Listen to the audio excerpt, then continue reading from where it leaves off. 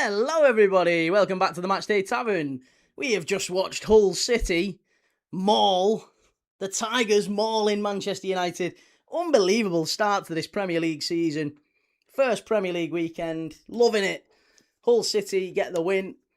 Now, we're going to watch Everton.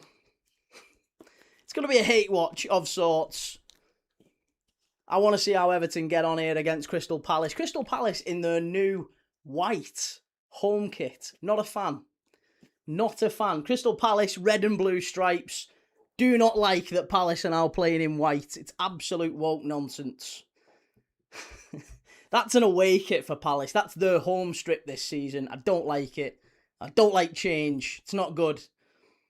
But Everton against Palace should be a really good game. Looking forward to it. David Moyes.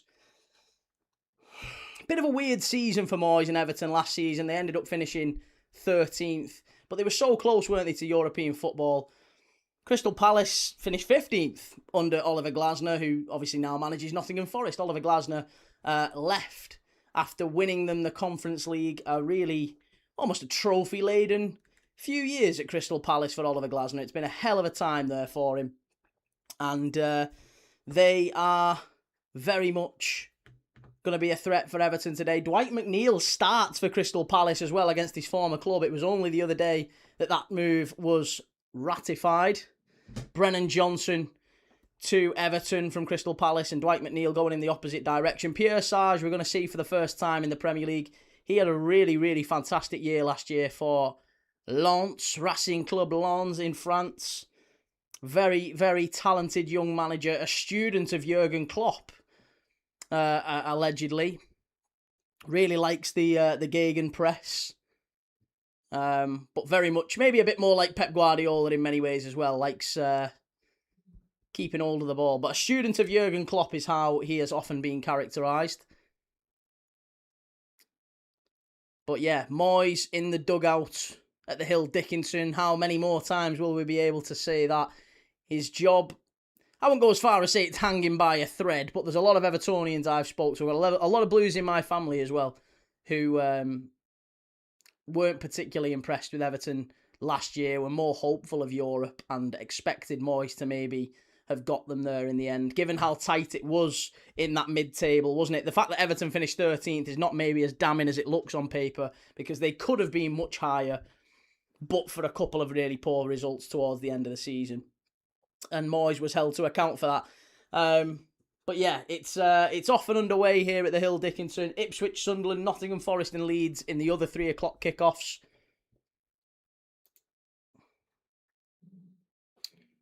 Let me just get the chat up and say hello to a few people who we've got in today. How are you doing, everyone? Everton win is what the poll is saying. Gooners Villains, good to see you. Toffees to chew up the Eagles and spit them out, and Key cries. Wishful thinking, very wishful. Have we got on TikTok? Who's chatting away? Pete, come on Palace, make it 2 out of 2 for Liverpool fans. Yes, come on, 2 out of 2. This is what we want. We want United have been beat. If Everton get beat, then my weekend is already looking brilliant going into that Newcastle game tomorrow. I'll be very excited for it. Michael says, I can't lie, my Cov team lost last night, but Hull beating United has given me hope. Hull did very well. Hull were wonderful in that game. Did fantastically well. I hope Hull stay up, says Gooners Villains. Jellyfish need a quiz this time, Key. No quizzes today. No quizzes. Too many games back to back. If we were only doing 1 game a day, I'm all good. I think we can probably find one, but for 3 games, it's tough to find 3 quizzes and get it all prepped and ready. But yeah, let's go through the lineups of the 2 teams. You'll see them on your right-hand side there. Everton, obviously Jordan Pickford in goal, as always. Merlin Roll has gone to right-back today. No surprise that Craig Patterson is not starting for Everton today. Merlin Roll at right-back. James Tarkovsky at centre-back with Jared Branthwaite. Vitaly Mikalenko at left-back. A lot of Evertonians thought that by the time they actually reached the start of the Premier League season, that they would have, they would have a right back, they would have a new right back, they would have a new left back. there was hope, wasn't there? There was always hope that they would actually have what they needed coming into this season. But unfortunately, it's been a really, really mad summer for Everton. They've spent 100 million, but they've not actually replaced the players they thought they would. So Merlin Roll still at right back, Vitaly Mikalenko still at left back. Harrison Armstrong gets a start alongside new signing Hayden Hackney, who's just given away a foul on Kamada there. Illiman and Dye off the right, Kiernan Dewsbury Hall in the 10, Tyreek George off the left, and Tierno Barry, who it's a really big season for Tierno Barry this season, isn't it? It's a massive, massive season for him. He's such a good player, I think. He didn't have a great year for Everton last year, but I do think there's ability with Barry. And I'm saying that as a Liverpool fan. I've watched Tierno Barry now at Bâle. I watched him at Villarreal. I do think there's a player there. He can be a monster. He's a little bit erratic with his finishing, but I think he's young and that will come. Time will just take the edge off him a little bit. And I think he'll grow to be liked by Everton fans if they can give him the time and the patience. I do think there is a half-decent striker in there at the very least. For 30 million quid, given the striker market, 30 million quid's not terrible. Anyway, Mateta's just been fouled there. Or rather, Mateta has just given away a foul. So yeah, Tierno Barry starts up front for Everton. For Palace, Dean Henderson in goal, as he was last season. JD Camvo comes in, big season for him. He's basically the Mark Gay replacement in many ways, isn't he? Chris Richards at centre-back, as he always was last year. And Chadi Riyad, who had a great game in the Europa final. He's been out injured for so long. Chadi Riyad is a La Masia product. He came through at Barcelona, ended up going to Real Betis, did really, really well at Betis, and ended up in the Premier League. Cross from the left-hand side, but good defending from Palace. Yeah, Chadi Riyad had a bad injury for most of last season. Since he arrived at Palace, he's not really spent a huge amount of time on the pitch, but he did really well in the Europa final for them. And the Conference League final, rather. And he is very, very much the starter now alongside Richards and Camvo. That is the new Mark Gay and Lacroix. Camvo and Chadi Riyad, either side of Chris Richards. So setup and style haven't massively changed in that sense. Tyrick Mitchell still off the left. Daniel Munoz still off the right. Daniel Munoz very much linked with Everton this summer as well. And then in midfield, it's Adam Wharton, Dwight McNeil and Daichi Kamada with a front two of Eddie Nketiah and Mateta. So maybe a bit more attacking impetus this season. I would have thought maybe Jeremy Pino might have potentially started for Palace, but alas, no. Jeremy Pino, fresh from his World Cup exploits, is on the bench. Tommy Yasu as well, former Arsenal fullback on the bench, new signing for Palace. Borna Souza, Mingueza as well, who I think will do well for Palace this year. Mingueza, Jorgen Strand Larsen, the new signing, Israeli fullback Kaleli, Will Hughes and Evan Gessand on the bench for Everton. It's Nathan Patterson, must be Craig Patterson's brother that. Nathan Patterson, Jake O'Brien, Michael Keane, former Palace player Brennan Johnson, James Garner on the bench. That's a big bonus for Everton. Tyler Diblin, Beto and Alcaraz. Alcaraz has been a little bit better in pre-season. There's talk of him potentially leaving Everton this summer. But alas, no. Paul Thompson, good to see you. Stephen Morton says, I'll be here, Key, when Newcastle pick your pockets. Listen, if Newcastle beat Liverpool tomorrow, I'll be getting loads of stick from most of the people, the United fans in the chat, who I've given stick to today. So that's how it is. That's football. That's what the tavern's about. I'll get plenty of stick. Clips Market, stat for you. Man United have lost their first game 4 times and went on to win the league. Jesus Christ, there you go. Well, there you go, Jelly. There's something for you to cling on to. Manchester United, whenever they've lost their opening game, they've gone on 4 times to win the league. That's if you are a big, if you're a big sort of, I don't know what's the phrase. It's an omen. Yeah, it's a good omen. A good omen, I guess, for Manchester United.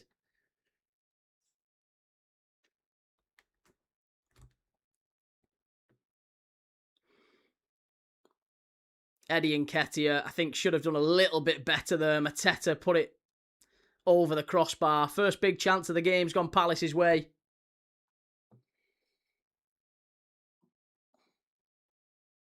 Clips market, when the 3 games a week kicks in, it could get bad, and being brutally honest though, we are finishing 8th.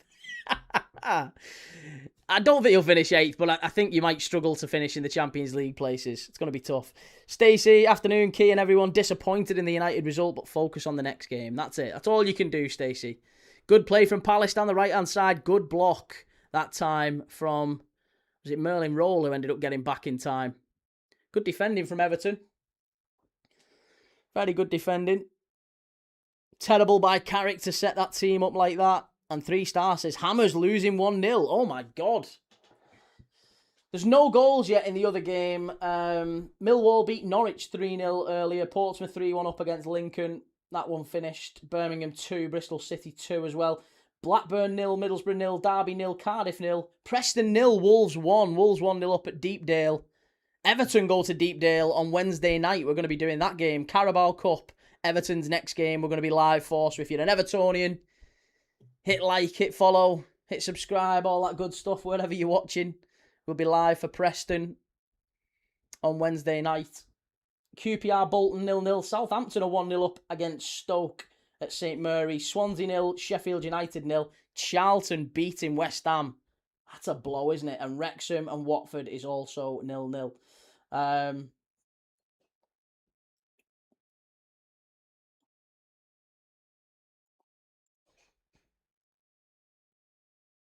Trying to keep an eye on all the other games going on in League 1 and League 2. Breno says people laughed at me when I said United in 10th this season. I still think that's a very bold prediction, mate. But I understand where you're coming from now after seeing what we saw today. Our fan base is delusional. The FE Talk says Palace to win this one 2-0. Well, they've started quite well, Palace. They've done all right. I would say they've been, I mean, admittedly, it's only the opening 10 minutes, but they've been the better side in the opening 10 minutes, I would say.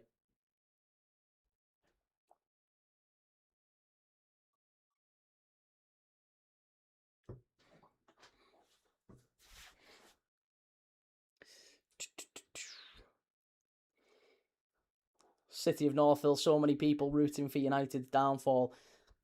I know, but that's part of being a fan of a big club, isn't it? It's the same with Liverpool. It's the same to some extent. I mean, City, Christ, all their fans know that everyone's waiting for that 1-1-5 judgment, aren't they?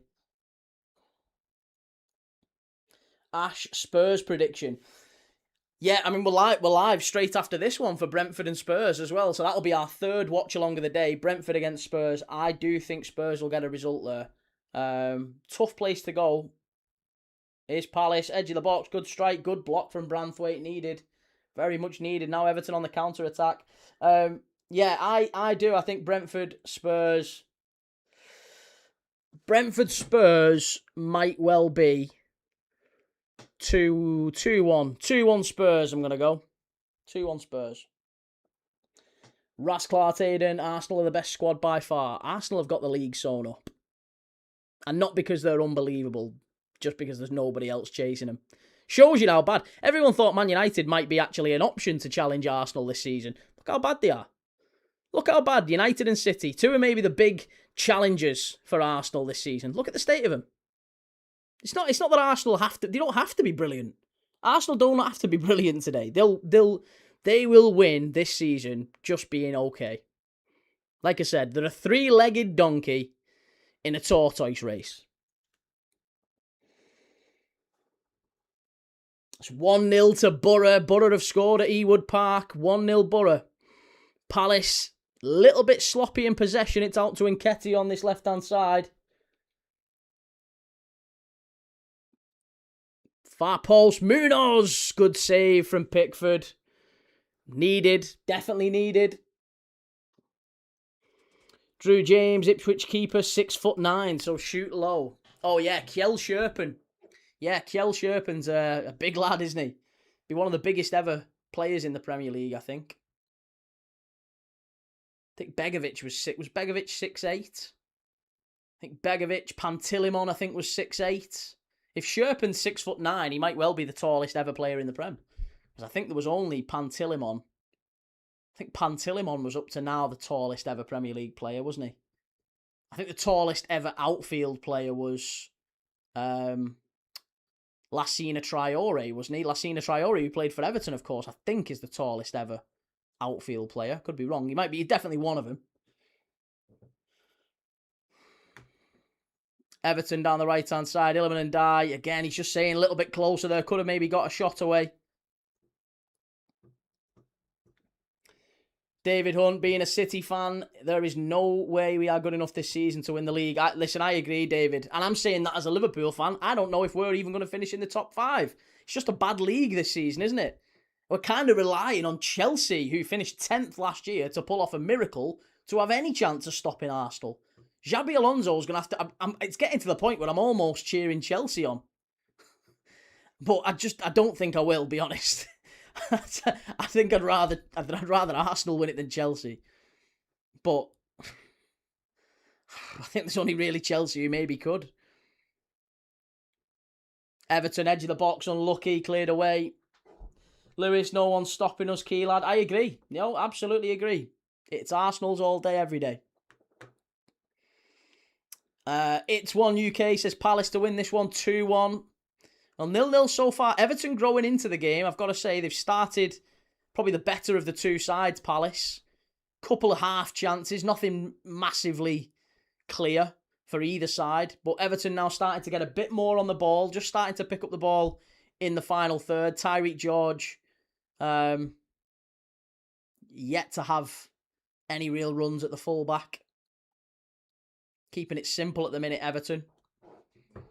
And I think, that, to be honest, that is almost what, with Evertonians, it does just feel like, I don't want to speak for Evertonians because I'm a Liverpool fan, so I obviously can't, but I've got a lot of Evertonians in my family. My granddad was an Evertonian. In a different world, I might have been an Evertonian as well. But I just feel like there's a yearning within the fan base. There's a real yearning within the fan base that they are looking for a more progressive manager, a more forward-thinking, maybe a younger manager. I think they would have quite liked Pierre Sarge, who's, Crystal Palace's manager. I think if Pierre Sarge had been appointed Everton manager this summer, there'd have been borderline euphoria, because it would have been like, right, this is it. This is the new start that we've been waiting for. Good play by Everton there. Wonderful pass back, edge of the box, and a big save from Dean Henderson needed to be made as well. Good play from Merlin Roll. Read it well. And Illiman Ndiaye, straight at the keeper, really. But a big save needed to be made. Everton corner.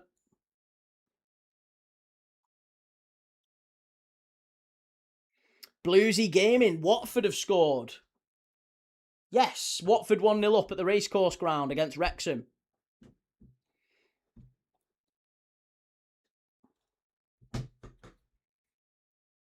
Zlatan after one game. Come on, United fans.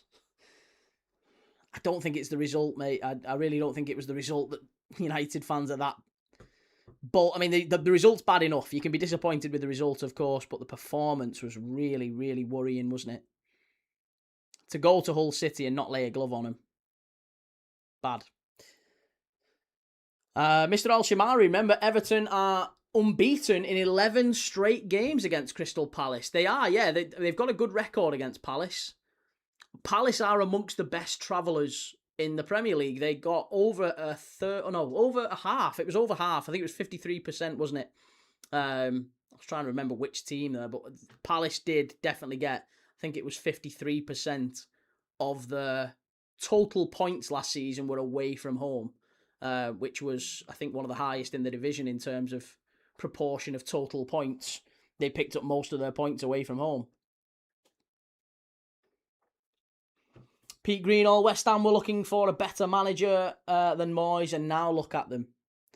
It's true. I mean, it is a sort of a word of warning for Evertonians, isn't it? It is something that they're going to have to think about, and I'm sure that's not escaped. Well, I know it's not. Like I said, I've got a lot of Blues in my family. I speak to a lot of Blues. I know it's not escaped their thinking that, we could roll the dice on Moyes and we could get a manager who ends up taking us down. Everton have circled the drain for many, many years, haven't they?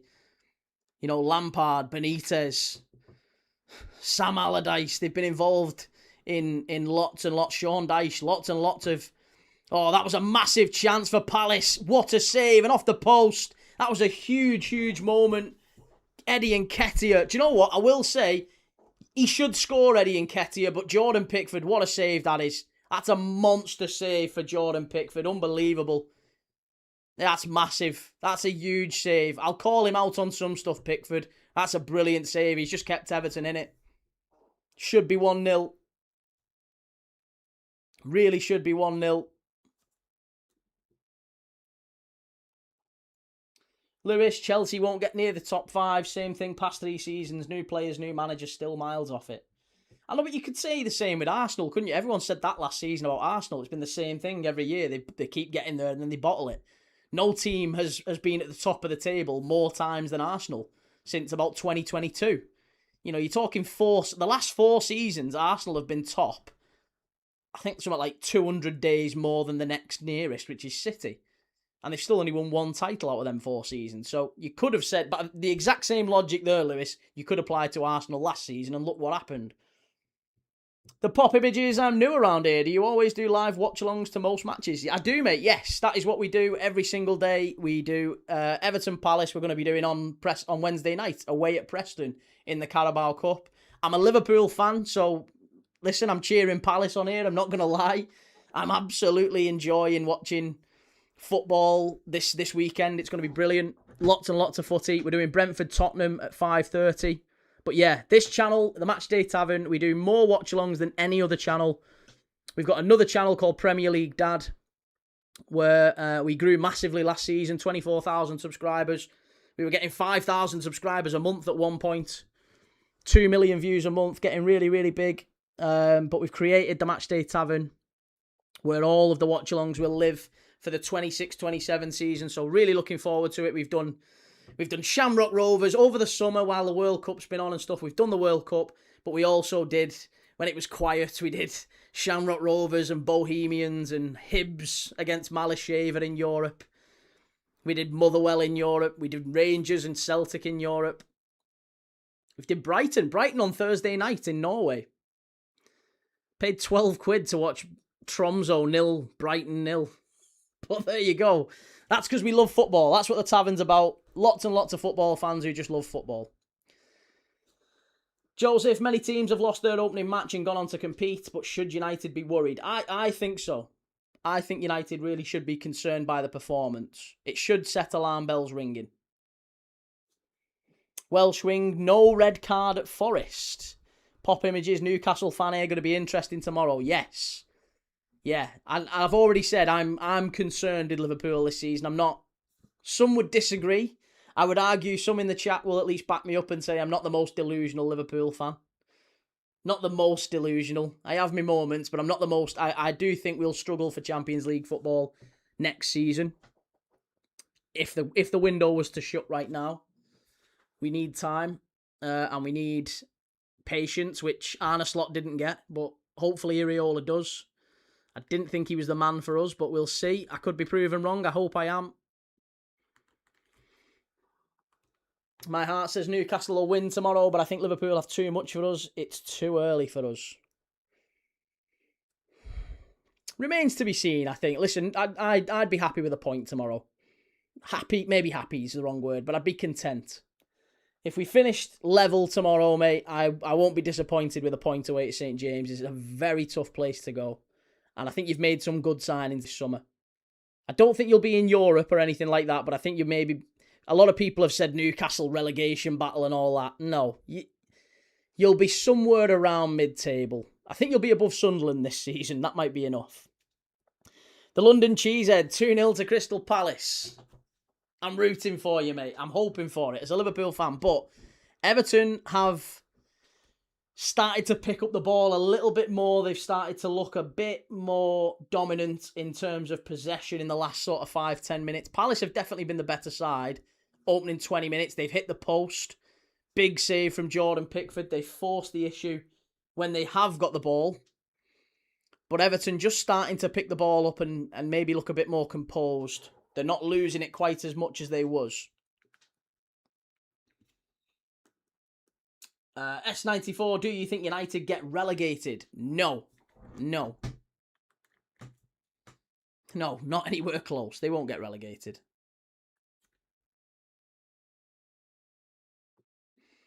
Liam, gutted about the United result today, but it's a reality check.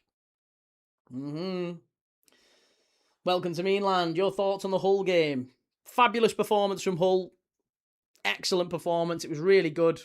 I thought Mendy was terrific. Salakis is a goalkeeper, a top 6 goalkeeper in waiting. I said that before today. He was brilliant for Olympiacos. Basically won them a European Cup as a young goalkeeper. I think he was 21.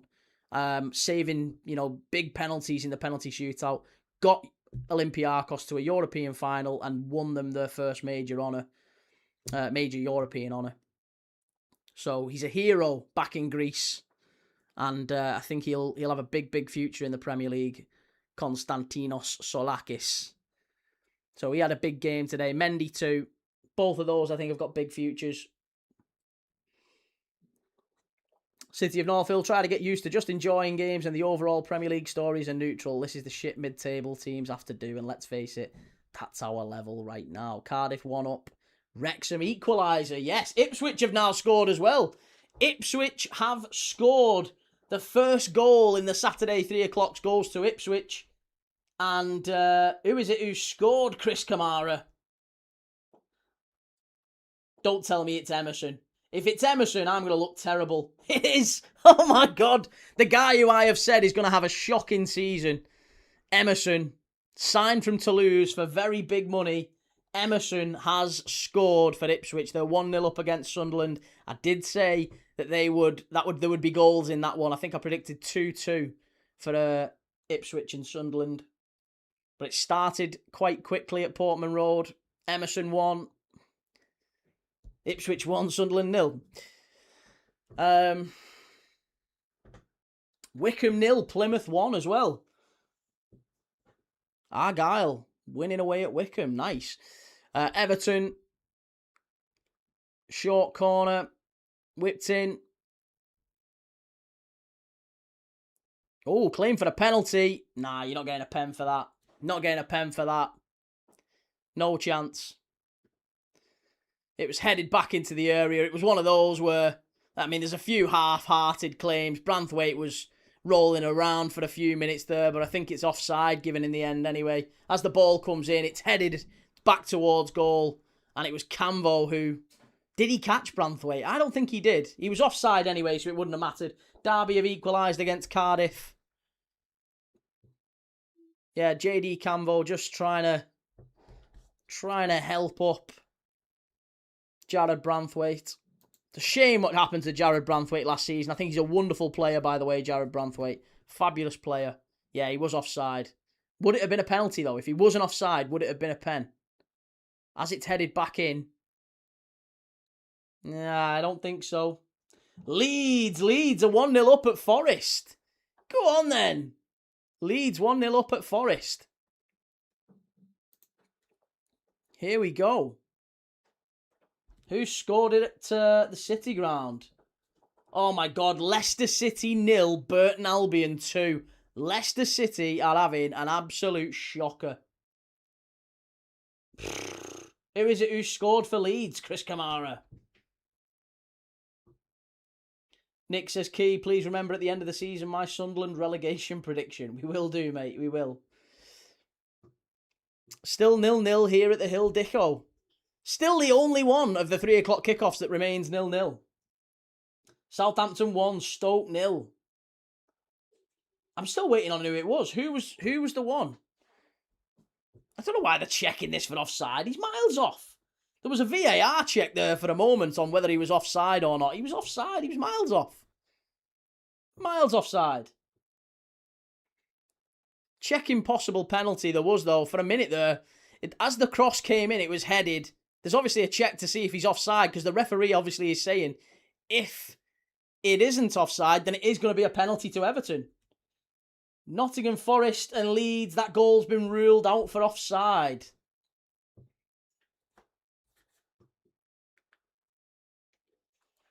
VAR check at Everton, still ongoing. Leeds goal's been ruled out. It has, yes. He's offside. I don't know why there's such a big... He's miles off. He's miles offside. You can't be given a penalty for that. I didn't think it was a penalty anyway, but he's offside. It shouldn't be a penalty, this. Yeah, offside. Thank God for that. Thank the Lord for that. He is offside, Jared Branthwaite. But if he hadn't have been, there was a long VAR check there to see whether or not we had to get the lines out. And for a moment there, Palace very nearly conceded a penalty. Pop images, Sunderland going to struggle this season with Europe and no signings. I mean, they've brought in a couple of signings, haven't they? The new lad, Dayan Metali, he's a very, very promising young player, fullback from Toulouse. That's not a bad signing.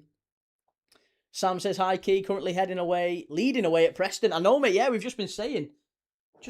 Good result, that, for Wolves.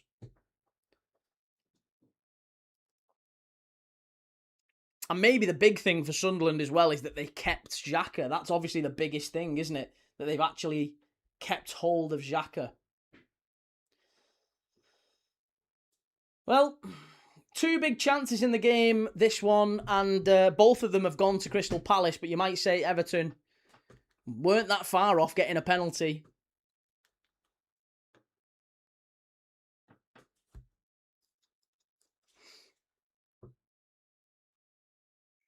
"30 minutes gone at the Hill Dickinson.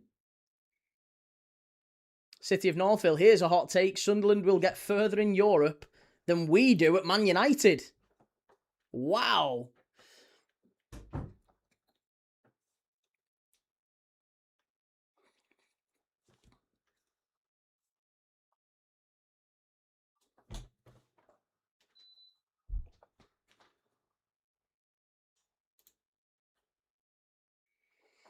Pop images, Villa are my surprise team this season. I think they'll be challenging. Really? See, I think Villa have lost a little bit with McGinn. With Rodgers going, with Konza going. Ollie Watkins looks like he's going. These are three big, very experienced players for Aston Villa. I do think he will be... he'll be gone. Looks like he's heading to Saudi, I think, Ollie Watkins. So, I don't think Villa are going to have anywhere near the same sort of season. I think they'll probably have a bit of a fall-off. And Champions League as well is a big thing for them, isn't it? I think just going and progressing in the Champions League will be a priority, but I don't think they'll finish in the top 5, top 6. Shahid, Key, what matches are you doing next week, please? Monday, we've got Fulham-Chelsea. That's the Monday night football, 8 o'clock kickoff. So the West London derby, we'll see our first look at Alvaro Arbeloa and Xabi Alonso as Premier League managers. So Fulham-Chelsea, 8 o'clock on Monday night. Tuesday, Southampton-West Ham in the Carabao Cup. Red card for Leicester away at Burton. It's a disastrous start. An absolutely disastrous start for Leicester City. They've had an absolute shocker. 2-0 down and now a man down. Leicester City, what are you doing? That's absolutely killed a load of bets, that one, hasn't it? Is that a yellow card for Dewsbury Hall? I think it might be. Reese, what a fall from grace for Leicester. Indeed. Yeah, bad day.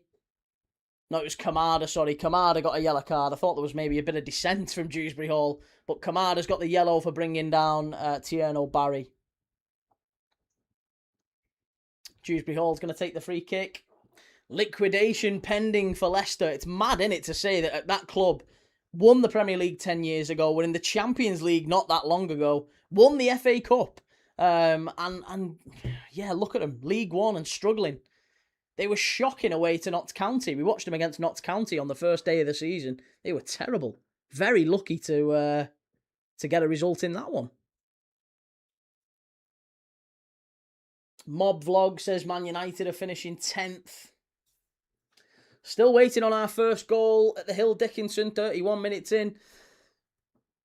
EDM plays, Eagles. Eagles are going to win, you're thinking. It's going to be a goal kick. Dean Henderson to take.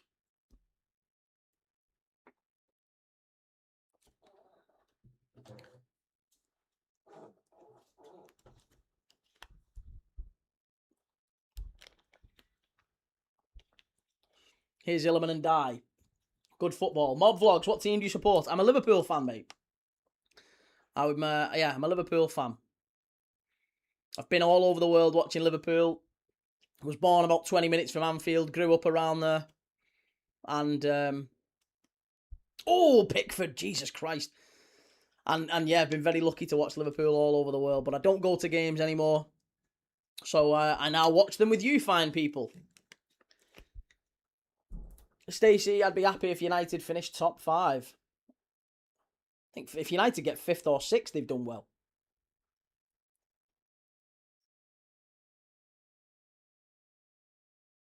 Good tackle. Very good tackle from Palace. Two teams cancelling each other out at the minute. Where's Nina? That's a new low for Leicester. Good grief. Yeah. It's a bit of a... Is it a borderline derby, that as well, Burton?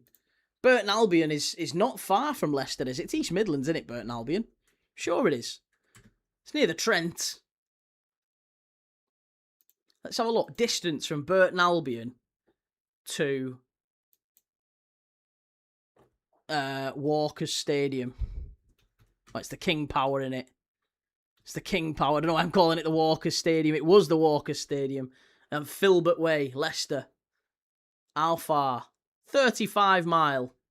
30 mile. It's 30 mile away. It's only about as far away as Liverpool and Manchester. Maybe. Thereabouts.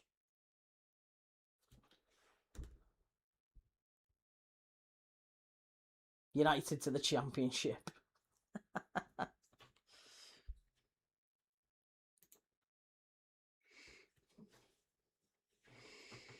City of Northville, if Man United manage to get 5th, I'll write an apology postcard to Carrick happily.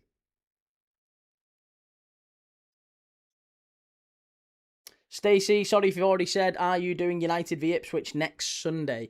Yes, I am. 4:30 kickoff next Sunday, Man United Ipswich. Sorry, I was going through the games, wasn't I? So, games I'm doing next week, Shahid, you asked. So I have got some of them going around the bottom here. You might be able to see.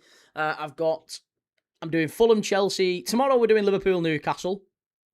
Obviously, Brentford, Tottenham at 5:30 tonight. That's the last game today. Doing this one, then Brentford, Tottenham. We've got Liverpool, Newcastle tomorrow. Monday, Fulham, Chelsea. Tuesday, we're going to be doing Southampton, West Ham in the Carabao Cup. Wednesday, we're back with Everton again. Preston versus Everton in the Carabao. Long throw into the box from Everton, causing all sorts of problems.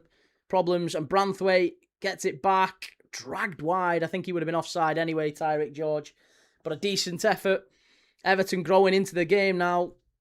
Biggest chances have all gone Palace's way, but Everton's starting to get a bit of a foothold. Yes, so Wednesday, Preston versus Everton. Thursday is the Champions League draw.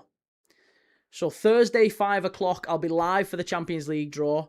And then straight after that, I'm thinking we're probably going to do Barcelona versus Bilbao in La Liga. So our first La Liga watch-along of the season will be a pretty decent one. Looking forward to it. Barcelona, Bilbao.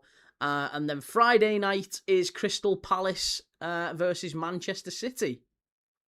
Friday night football next week. So that should be good fun too. That Sunderland away kit, Jesus. The pink one. Yeah, it's not good, is it? Is that what they're wearing in the Ipswich game?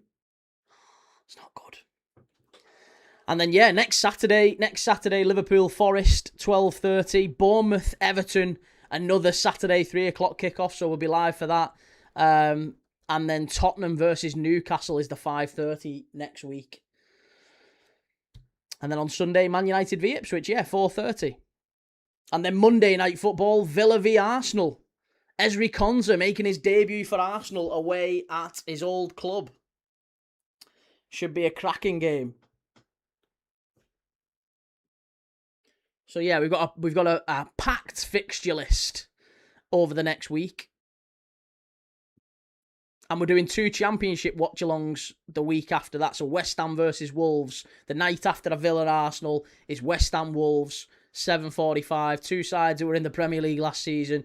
And the night after that, Wednesday night, is Burnley against Borough. So, championship watch-alongs. La Liga watch-alongs, Champions League draw, all the big Premier League games. We do at least one game every single day here. So if you like that sort of thing, stick with us. Good football, that. Merlin Roll, well defended, really well defended. Harrison Armstrong did well too there, and he drives forward for Everton. It's good football, this, from Everton. They have done well. They have played well since those big chances in the early part of the half when you saw Palace hit the post and it was a massive, massive save from Jordan Pickford. I would say that Everton have been the better side, but Palace have had the biggest chances in the game. Both can be true at once. Boomers, all that gibberish you were on about on TalkSport. Let's see. On TalkSport? I've not been on TalkSport. What are you on about? Are you getting me confused, or have I actually featured on TalkSport without knowing? The pop images, what's the deal with Sesko? Clash with Carrick, you think? It can't be right that Michael Carrick is willing to start Matheus Cunha at centre-forward and then Marcus Rashford ahead of Benjamin Sesko. That can't be good. Wonderful play by Palace. Another big chance off the post again. How many times? Oh, how many times? It should be 2. Mateta's now hit the post twice. Oh, so unlucky. Palace are, again, all the big chances in this game all fall into Crystal Palace, but Everton maybe having more of the ball and maybe starting to work a bit more chances, but it's a fabulous away performance so far from Palace. The only thing missing is that final chance. It feels like it's coming. Branthwaite limping for Everton as well. That is not good at all. Sunderland have equalised against Ipswich at Portman Road. That's a big goal. Who scored it? Who scored it, Chris Kamara? Oh, it's Angulo. Nilson Angulo, the Ecuadorian winger who was there last season. That's his first goal for Sunderland. Quick, very lively. But Jared Branthwaite limping. Not a good sight for Evertonians. Limped off at the end of last season, didn't he? That missed him. That cost him the World Cup. Because I think he probably would have gone with England. Pete, Carrick should play Sesko. Every little helps. Still 0-0. Still 0-0 here at the Hill Dickinson. Palace hit the post 2 times. Probably what you'd expect of an away team. Was it a free kick, Reese? A free kick that Sunderland have scored away at Ipswich. Nilson Angulo with the free kick. How about that then? J Mac, United fan here. At least the third kit looks good. Both, I think United's away and the third kit are really nice. And I hate saying that as a Liverpool fan, but you made some good kits this season, if nothing else.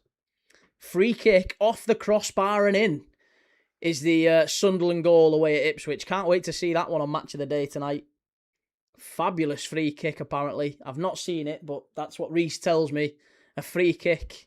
He reliably tells me Sunderland have equalised 1-1 away at Ipswich through a marvellous free kick off the crossbar. Ericsson, Villalobos, who do you think is going to win? I mean, based off what we've seen so far, you'd probably be leaning slightly towards Palace. I'm not saying that because I'm a Liverpool fan, Evertonians. I promise I'm not. There's a little bit of me that wants Palace to win, of course, but I do think, looking at the game so far, Palace have been the more decisive in the final third. They've hit the post twice. They've created maybe the bigger chances in the game, but Everton they've not played badly today, Everton. They really haven't. They've just been exposed in the big moments. Barry should maybe do better there. Tierno Barry needs to do a little bit better. Reece Crownshaw, no way is the Ipswich keeper 6'9". Is he not? User 015089. This is casual Everton first half. We always play crap and second half we'll score. Trust.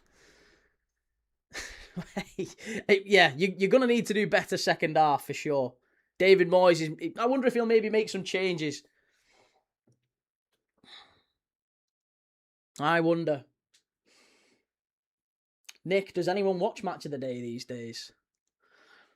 It's not for a while. Chance for Everton. It's 1-0. Oh, we were saying it was going to be a second half game, but it's not. It's Everton 1-0 just before half time. It's the best time to score, isn't it? Pierre will have been thinking exactly what to say at half time to get these Palace players reinvigorated and get them ready for the second half and go and get that killer goal that they've been chasing. But Dewsbury Hall has put Everton 1-0 in front. That's a good finish as well. Really good finish. Don't know what the celebration is like, but it's 1-0 Everton. 42 minutes on the clock. Harrison Armstrong's going to get the assist as well. Young lad who was out on loan last season.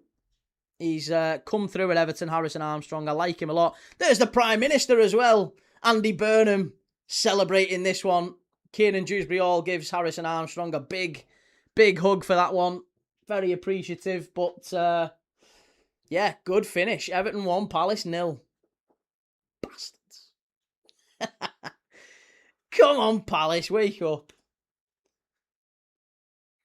To be honest, if you're a Palace fan, you're looking at Daniel Munoz, aren't you? And that is exactly why maybe David Moyes was thinking, do I actually want to keep this? Do I actually want to sign this player? This is the right back that Everton have been chasing. Daniel Munoz, and he's just had an absolute howler. It's an absolutely cracking finish. It's a really, really good finish. No doubt about it. Brilliant, brilliant finish. Fully deserved. Leicester are back in it at Burton. 10-man Leicester, who were 2-0 down at Burton. They're now back in it 2-1. Be some comeback if they manage to win that one. Look at Jordan Pickford. Loving life. Great finish that from Dewsbury Hall. Do you know what? Dewsbury Hall has been a great signing for Everton. Call it as it is. He has been very, very good. He's done well.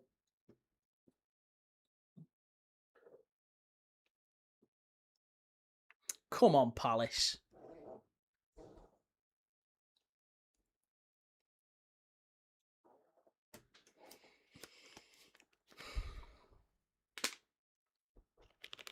I said 1-1. Is it at the Hill Dickinson? It is, yes. It is at the Hill Dickinson. And it is very much Everton now in command. Pete, did Burnham pay, or is it another freebie? I think his family's got season tickets. They've had season tickets for a while, haven't they? Wow, skater chick. Pickford was absolutely stunning in the World Cup. Well, Pickford has been really, really good for Everton, hasn't he, all last season. And it was a massive... I can't underplay just how big a save it was. He really, really kept Everton in the game in the first half, the early part of it. Brilliant save from Nketiah. And then, obviously, Mateta hits the post. And Everton have scored against the run of play, but it's a really, really good goal, and it's a mistake from Daniel Munoz, the player that Everton are looking to sign. And if Everton go and get Daniel Munoz, believe me, there'll be question marks. Evertonians won't forget that. They won't forget that was the reason they're getting him from Palace, because he's had a bit of a shocker. Obviously, Pierre may be looking at him and thinking, this isn't the guy I want. He was brilliant last season and has been brilliant for Palace for the last couple of years, actually. But he's had an absolute stinker there to give the ball away, under no pressure at all, really. Gives the ball away, Everton pick it up, lash it in the top corner, good goal. Kingsloth, Munoz is not very good defensively. He wouldn't suit Everton anyway. Well, in that sense, maybe you can understand why David Moyes is so hesitant on him.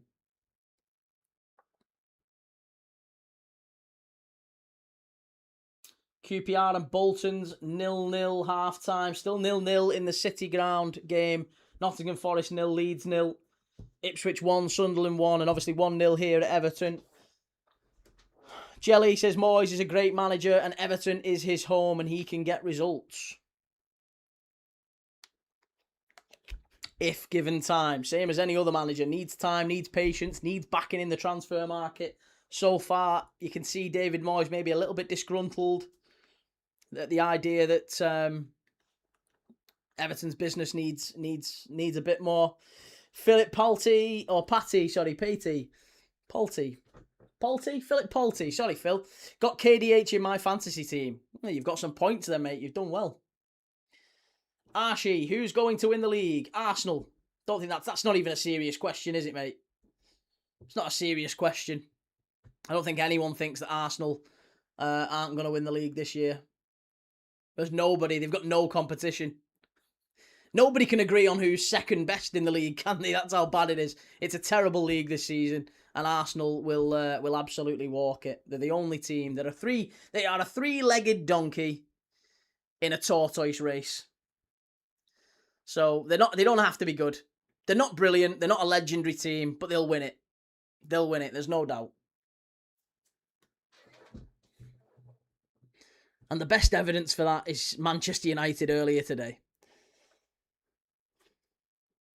City of Northville, they just want to hear you say it every 20 minutes. I know. Yeah.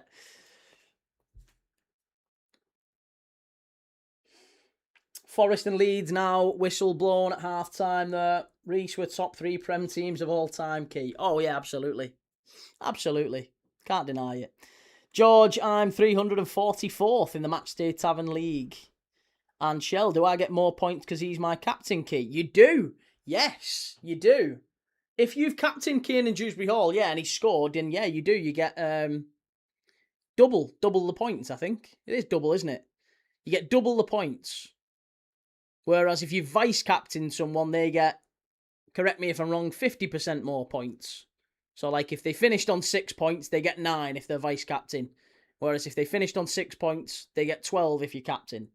That's right, yeah? Shahid, have you got a quiz key at half-time? I haven't today, mate, no. Another big chance for Palace. They should absolutely be level.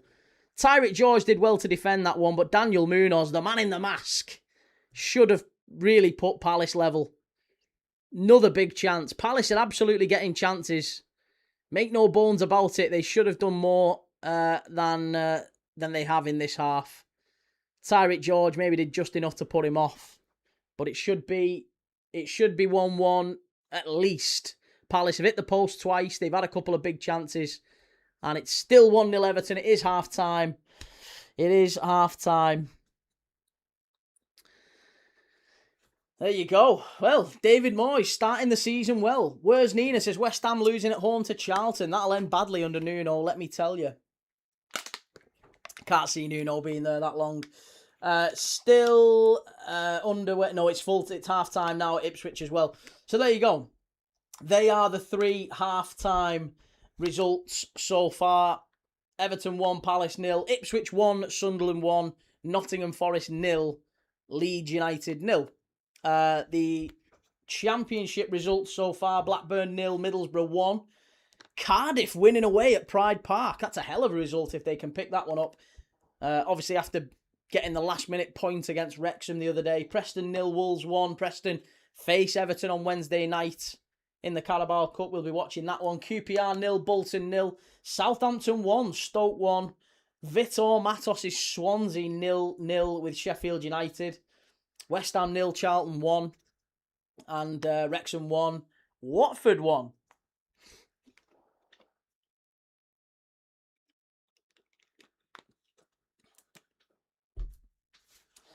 But yeah, Leicester City, that's surprising. That's going to be a hell of a game, second half in League One. Leicester City down to 10 men. Leicester City 1, Burton Albion 2. Whew, fascinating. Fascinating game, that one.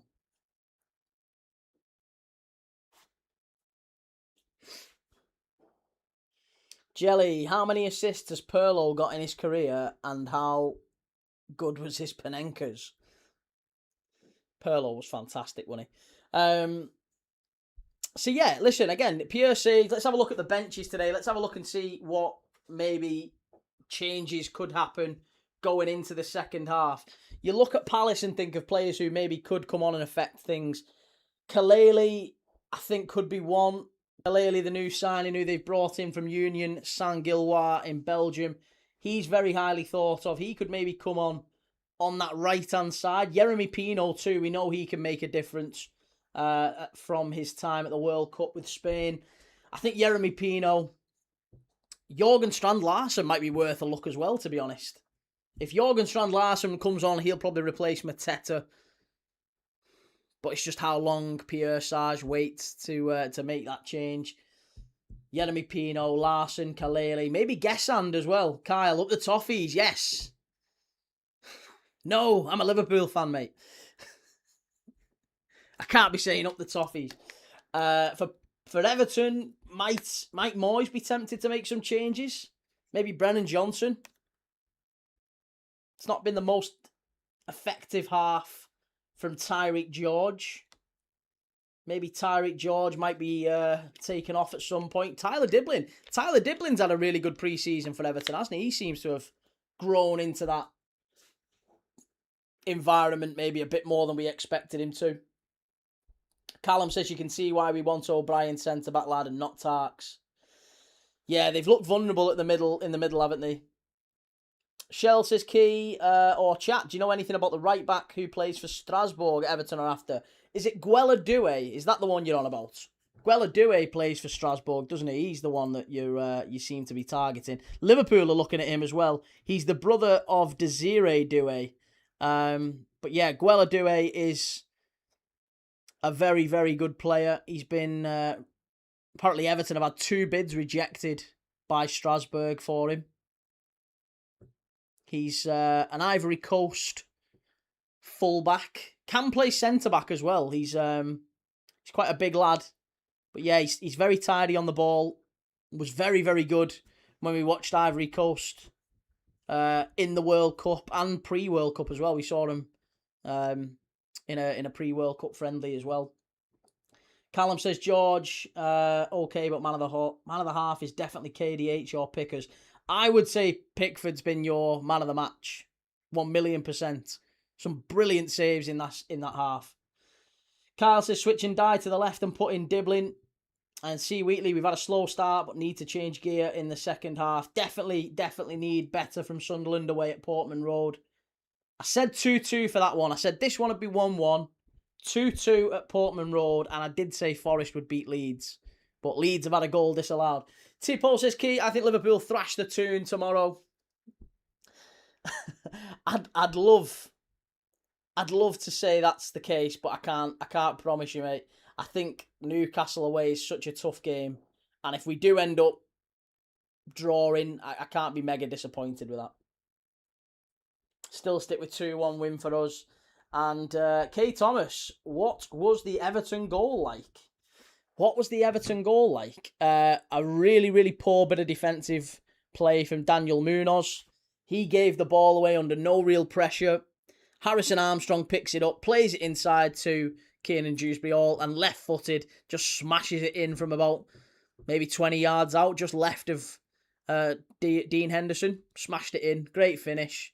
Fully deserved goal after that. But I've got to say, Palace will be disappointed. They've hit the post twice. They've had enough chances in this game to think that they should be at least level. Pete, you said Hull as well, Key. I didn't. No, I didn't. I didn't predict Hull. I would have liked to say Hull, but I didn't. No, I said United would beat Hull today. I said that was 2-1 to United or 2-0 to United. I didn't even think Hull would score. So I got it wrong. I got that wrong. Cheers, Sarah. Thank you for reminding everyone. Willow says that Hull City keeper looks decent too. Maybe one for the future. Yeah, I've been banging the drum about Salakis now since before he arrived at Hull. But yeah, I agree. I think he'll be a top player for him. One who might get moved on in the summer.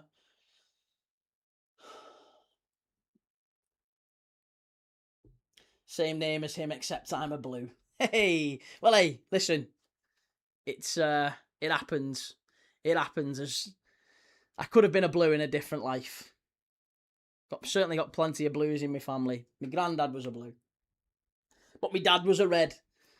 So I had no say in the matter. Foxy, expect Liverpool to beat us comfortably, but hopefully the King Kev moment will inspire the team. The fans should be on it to help us. Yeah, War Flags doing a great job, aren't they, tomorrow, to do the Kevin Keegan memorial, and fully deserves a big tribute, doesn't he, King Kev? Wonderful football man, legend of both clubs, one of the greatest ever centre forwards in the game. Very sad that he died, and yeah. Be a good tribute tomorrow between Newcastle and Liverpool. But in honour of King Kev, I would love it if we beat them. Tipo says, Key, if you had to choose Gyökeres or Kai Havertz. Yeah, miles better. Not even in the same league.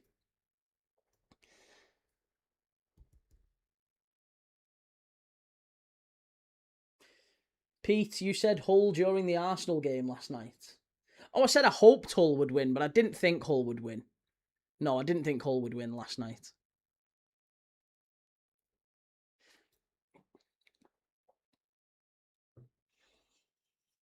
Callum says Tierno, Barry's done okay. He's definitely took the ball in better, just had hardly any service. I think that's maybe one of the problems for the David Moyes system. You need to be a lot better at holding the ball up, bringing others into play.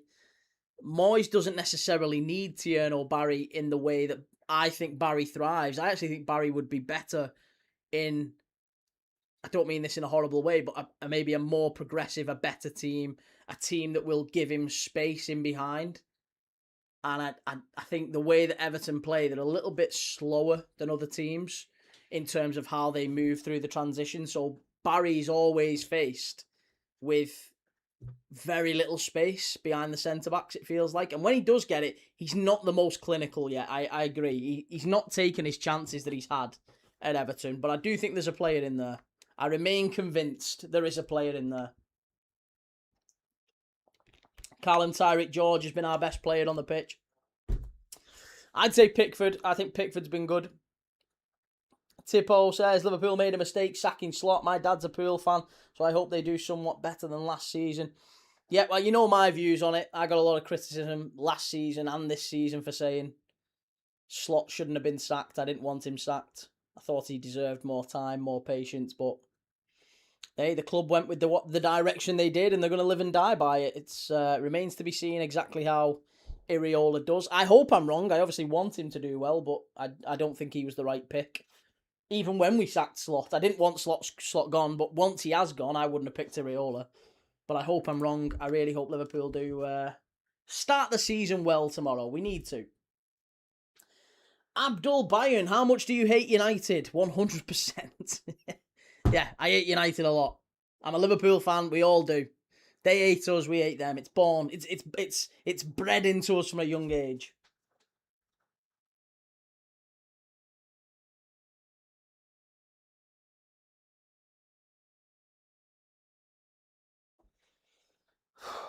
I'd love Big Dunk back Jelly even to work with the strikers. Dunk actually might do well, I think. If Dunk was managing Barry, he might actually get something out of him. He might get a tune out of him. Liverpool need to get revenge against United. They beat you twice last season. I'll be honest, I'll take getting beat twice by United again if we finish above them and in the Champions League places. I'll take that now. Tulgag says Everton 2, Palace 0. Can't really see past Everton winning at the minute. Palace just haven't finished the chances they've got. You've got to give praise where it's due to Pickford. He's made some big saves, but yeah, I think you've got to look at Palace and think they've got to be more clinical second half. Strand Larsen's got to do better, but yeah, Pickford, they've needed a bit of luck, haven't they, Everton? They've needed a bit of luck to still be in front. Hit the post twice, Palace. But a great finish from Dewsbury Hall. And, they've started to get a foothold in the game since Palace weren't taking the chances. This is the Premier League. This is what it's about, isn't it? If you don't take your chances, the other team gets confidence. The other team grows in the game. And then they get a chance inevitably and score it. It's always the way. You see it every other week.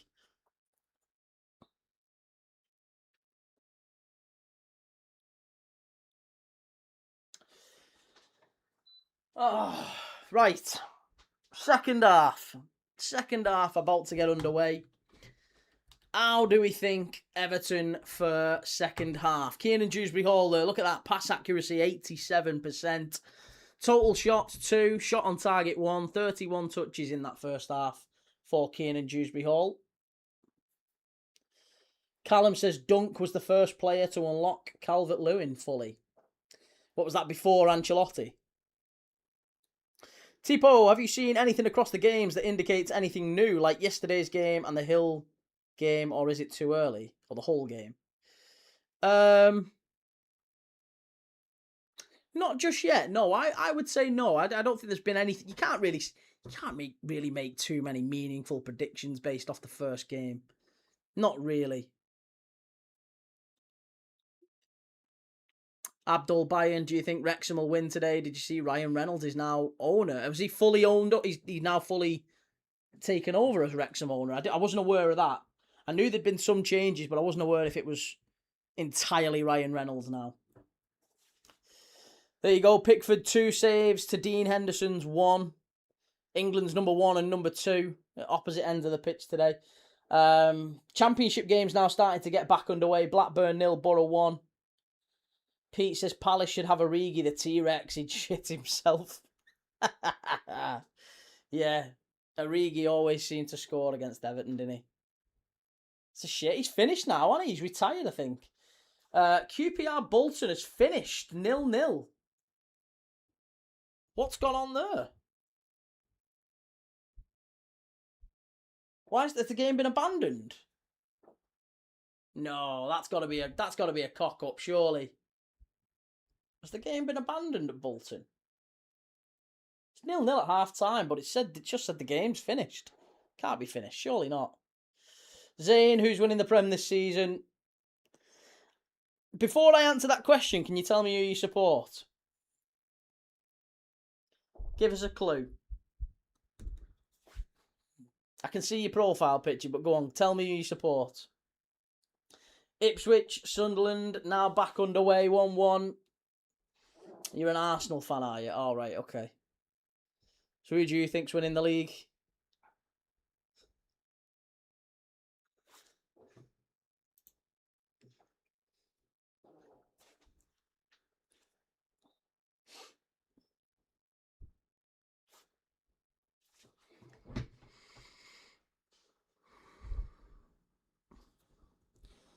Have a guess.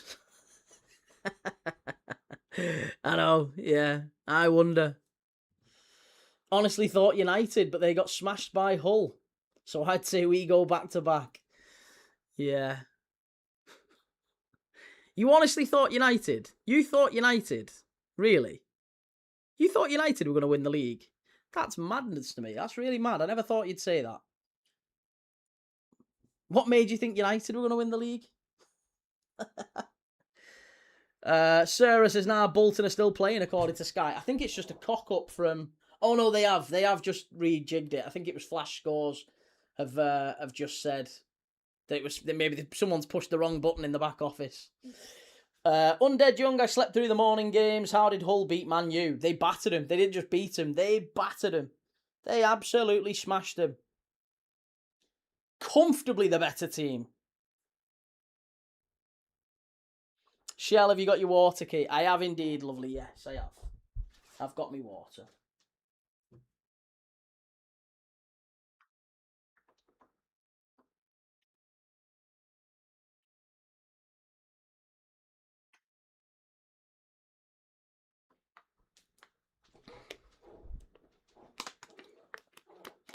Okay, well, we're back off and underway in all the other Premier League games. Still not yet underway here. And now we are. There you go. Blackburn 1, Borough 1. Go on. Rovers back level at Ewood Park. Love that. Abdul says, I think glory hunters of Man United, Liverpool City left to support Arsenal. I don't know how you can do it. I don't know how you can do it. How you can choose a football club and then go, oh yeah, they're not doing so well now, so I'll choose someone else. That's not good. That's not the sort of person you want with you in a struggle, is it? User 768 says Carrick looked like steady hand last season and certainly turned them around. What happened? Well, I don't know. Maybe once he's got given the job on a permanent basis, it becomes different, doesn't it? The environment changes. Do you think United is not willing to back Carrick? Well, they've given him some money. They've spent a fair bit. Let's not pretend that they've not spent money. Pop images, are those tops behind you real? Are they from that random top box shop? They're not, mate. No, they are real. Sorry. One, yes, they are real. They are absolutely real. Let me touch one. Trying to reach, there you go, that's the Malaga top behind me. I bought that one in Malaga. I've got the home kit as well for that year. They're all real. They're all just tops that I've acquired over the years. And the pride and joy is the Fiorentina kit, the Valencia kit. Quite a few of them I got off Vinted, believe it or not. Like second-hand deals. None of the ones behind me, but I've got a load of others. I've got like here, this one. This one's a mad one. Here, look at this one. VfL Bochum. VfL Bochum in the German league. That's from like the mid-90s. That's a bit of a collector's item. But yeah, got a nice kit. Very nice kit. Sarah, I had a friend who was an Arsenal fan who jumped ship to Chelsea and then back to Arsenal. Yeah, there was a lad I used to play football with who was a massive Evertonian. And he was like Evertonian from all the way up to about 2010, 2011. Manchester City takeover, started turning up to footy training in Man City kits. And we were all looking at him and going, his name was, well, we called him Smudger. His name was Matt Smith, but we always called him Smudger anyway. We was like, Smudge, what are you doing? Why are you turning up? What are you turning up in City kits for? You're the blue. I was like, nah, I've always been a City fan. So now, and it's mad, because now I'm still friends with him and stuff, and I see on Facebook, he's posting pictures with his kids and all sorts, and they've all got City tops on, they're like a full City family, and it's so mad, because he was a blue, he was an ardent blue, an Evertonian, he was a Toffee all day long, so a glory on today. There's no way to dress it up, we all took the mick out of him, but he was an absolute ardent Evertonian, used to go Goodison, week in, week out, used to go away watching him as well. And, fully converted to City and expected no one to notice.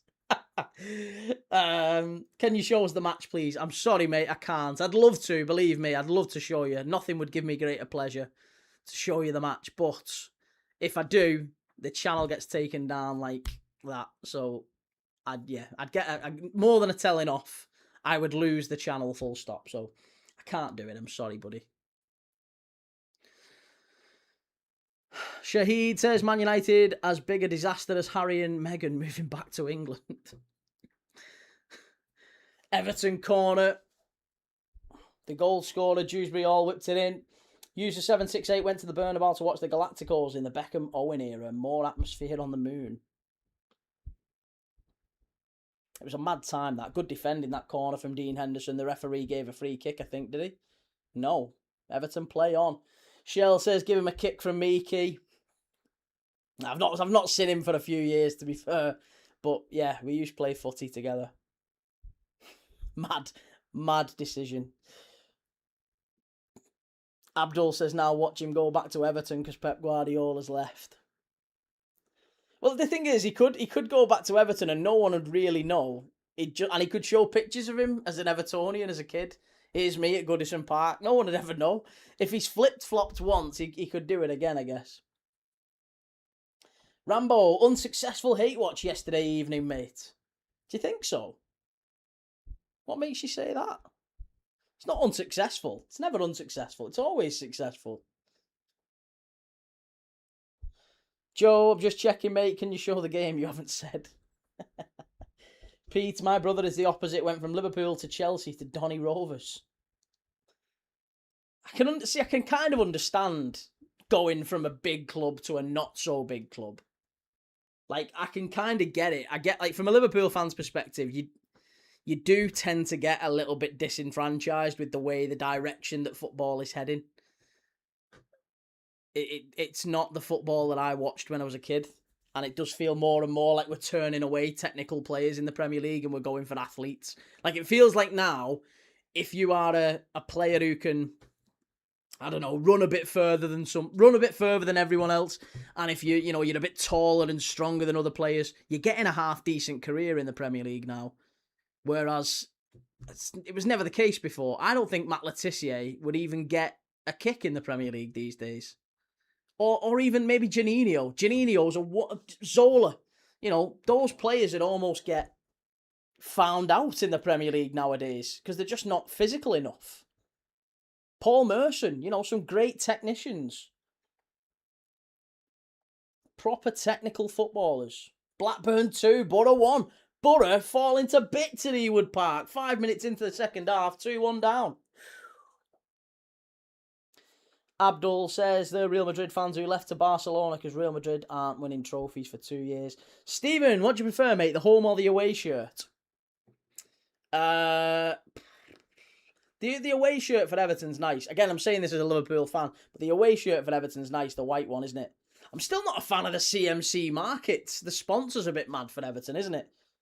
It's not quite as bad as the Vitality one for Bournemouth. User says, Janino, what a player, carried the whole team, Mersey 2. I can't remember at what point in football it kind of stopped, but yeah, we have gone away from smaller, diminutive, technical players really thriving, and we're going more towards like players like Adama Traore, who are just bigger, stronger, faster, but not brilliant technically on the ball, are getting a good Premier League career. Adama Traore, Christ, you know, clubs will take him on because he's just fast and quick and strong and beats a fullback. But he's not give him the ball to his feet. He's not a great dribbler, or he can't really pass. He's not like a wonderful, makes incisive passes or anything like that. It's all a bit weird, isn't it?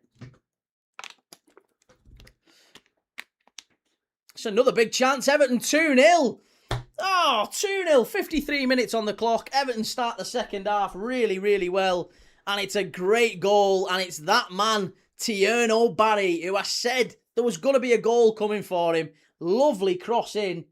Excellent finish. Iliman and Dye crossed him from the right-hand side. Tierno Barry, bang, great goal. 2-0 Everton. Pierre has got his work cut out. The Eagles have landed. It's not great. Pierre looking very, very frustrated. Very frustrated. Was it a header? It was, yeah. It was a good ball in from the right-hand side. Excellent cross from Iliman and Dye, who doesn't get the assists that his dribbling ability normally produce. But that was a truly excellent ball in. That's the first time I've really seen Ndiaye get to the byline and put a wonderful cross in. Far too often, Iliman Ndiaye, he dribbles, he beats the fullback, and then he'll chop inside and he'll lay it off to the edge of the box, or, you know, he'll look for the pullback. This time, gets his boots white, gets past the man, stands it up, lovely, lovely ball in, beats Chris Richards, and it's just a cracking header. Tierno Barry, I mean, he's 6 yards out, he's got to score, but his movement was good, gets between the two fullbacks, or the two centre-backs rather, and Tierno Barry, 2-0. Bastards. Come on, Palace, wake up.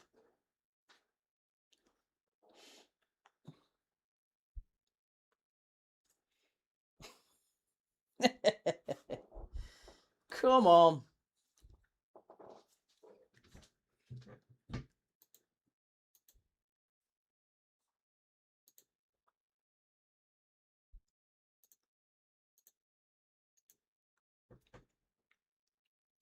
Callum said he would score. Barry Starks, lad. I'm not going to sit here and say Tierno Barry like he's proved. I've said this all along. I said it last season when all the Evertonians were saying he's garbage, Barry. Get him gone. I'm telling you, I'm a red. I was the only one saying keep him. I'm telling you, keep the faith with him. There's a player in there with Tierno Barry. You shouldn't be playing Beto. Shouldn't be playing him. Stick with Barry. He'll do all right. He will do all right. There was a player there. I saw it when he was at Bâle. I saw it when he was at Villarreal. Palace bring on Kaleli, the new signing. Nketiah's going off. Munoz, no surprise he's going off. Could he be an Everton player by the end of the summer? Daniel Munoz. I wonder. Palace relegation train boarding, says Nina. Pino and Kaleli come on for Palace. They've got it all to do now. 2 goals behind. They've got to go and find a way to get back into this game. Excellent play down the left-hand side. George. Oh, Iliman and Dye. Good effort. Good save from Dean Henderson. Everton looking like they're going to kill this game off. And again, it's mad, isn't it? Who was it who said to me in the chat just before, like, Palace were the better side in the first half. They go in 1-0 down at half-time, but Palace hit the post twice. They were the better side. They had the better chances. Everton took the one chance, really, that came their way, and it was a great finish. And second half, Everton have just blown them away. Exactly. Someone said earlier, an Evertonian came in the chat and said, Key, listen, we always do this. Garbage first half. Second half, come out and we'll score. Fair play to him. Enrico, we'll wait and see with Barry. He's got potential to be a good second striker, but we still need a decent striker. I think if you're going to get Europe, I agree. If Everton's desire is to push for Europe, then yes, you probably do need a better striker right now than Tierno Barry. But Barry's still a good player. I think in another 12 to 18 months, he could be a really, really top... Well, okay, maybe that's excessive. He could be a moderately good Premier League striker. Like Mateta is for Palace. I think Barry could be as good for Everton as Mateta is for Palace. I'll say that. But he's not in any way, shape or form a bad signing. He's just not.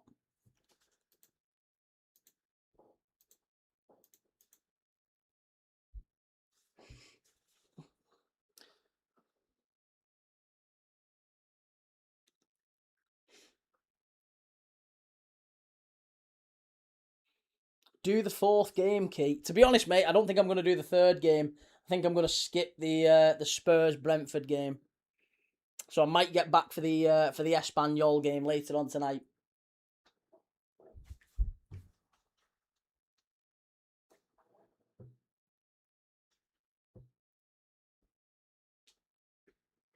All the way through to Dean Henderson. Mr. Al-Shamari, Pierre says, sounds like a spice I'd buy from Sainsbury's.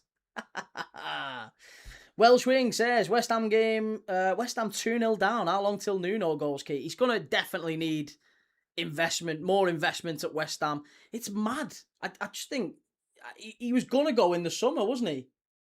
Yeah, he was planning to go in the summer. I don't know why they've kept him. 2-0 down.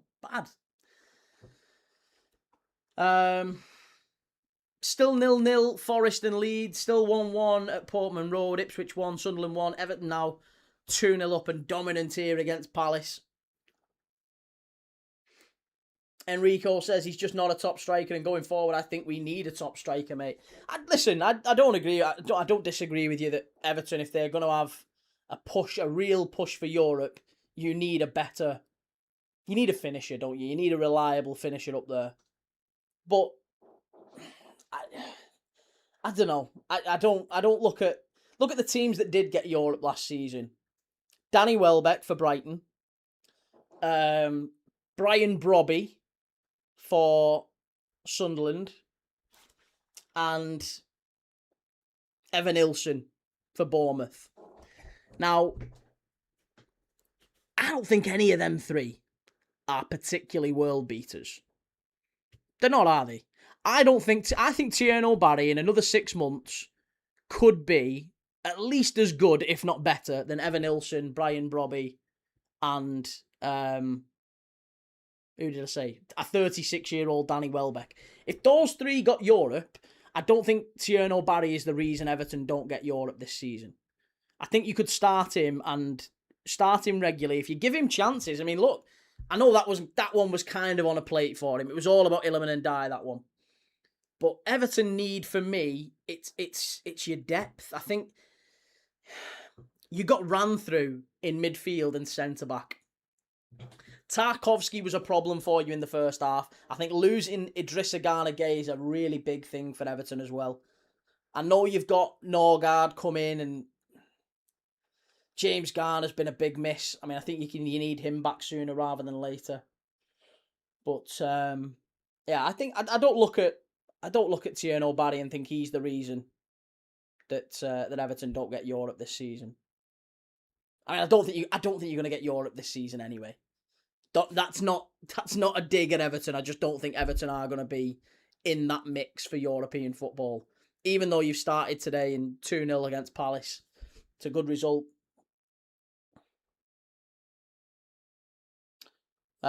Joe says, Willock to Besiktas, I really like him, and as you know, I was really sick of the criticism he got, because in the 2021 he was key to saving us from going down, but if we want to compete, we have to get rid of the dead wood.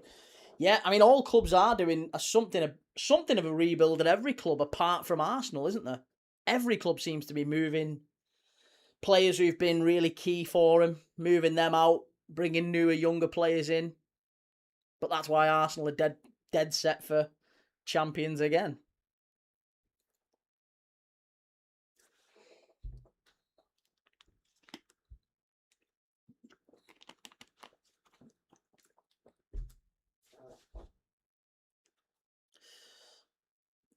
Palace yet to really do anything in this second half. 15 minutes into the second half, really, truly struggling.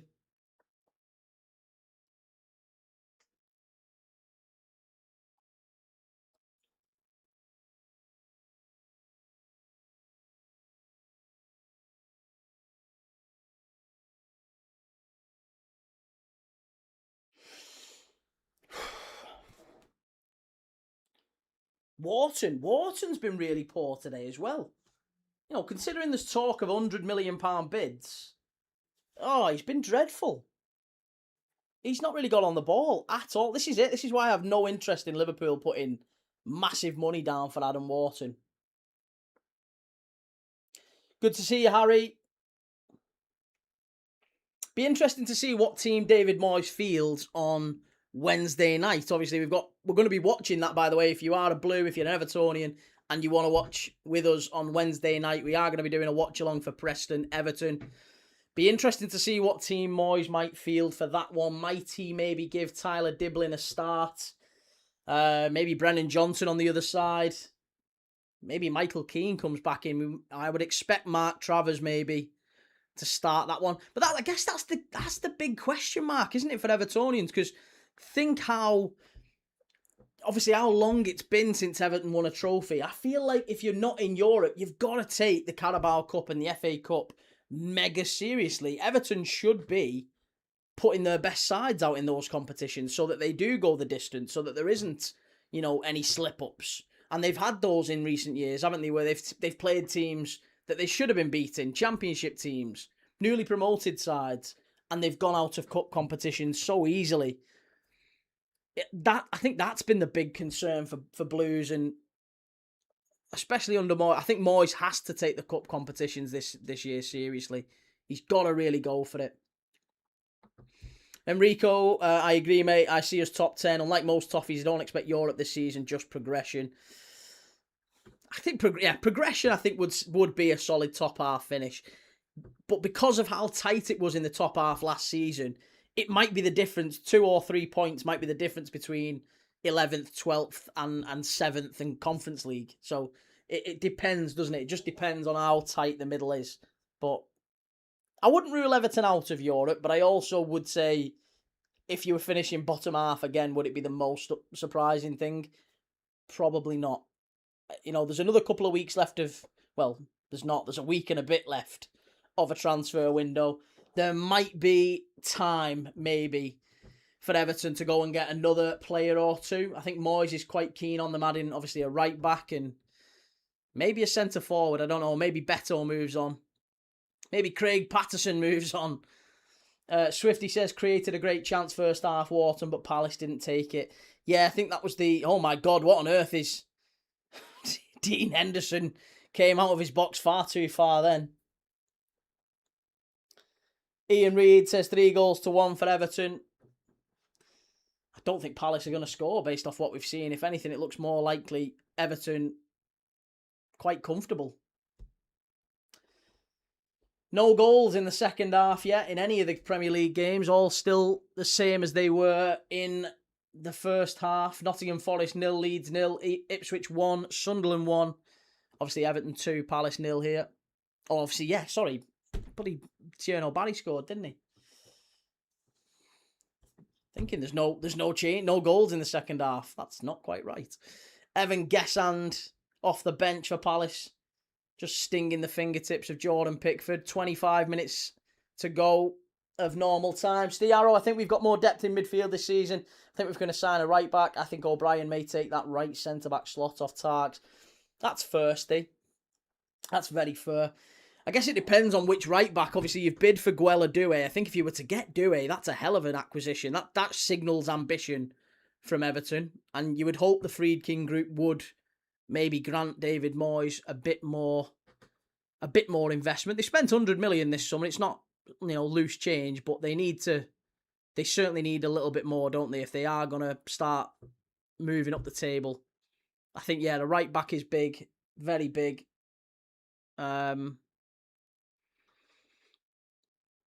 Midfield, I agree, there's a lot more depth. It just depends on how Norgaard's not the same player as Idrissa Gana Gueye. He's experienced. Didn't quite work out for him going to Arsenal last year. He basically sat on the bench all year. And apparently Everton were looking at him, weren't they? Everton wanted him that summer. Apparently they were very close to signing him, and obviously Arsenal came in and he went there. But Everton have been looking at Norgaard for a while. It didn't quite work out, and he went to Arsenal.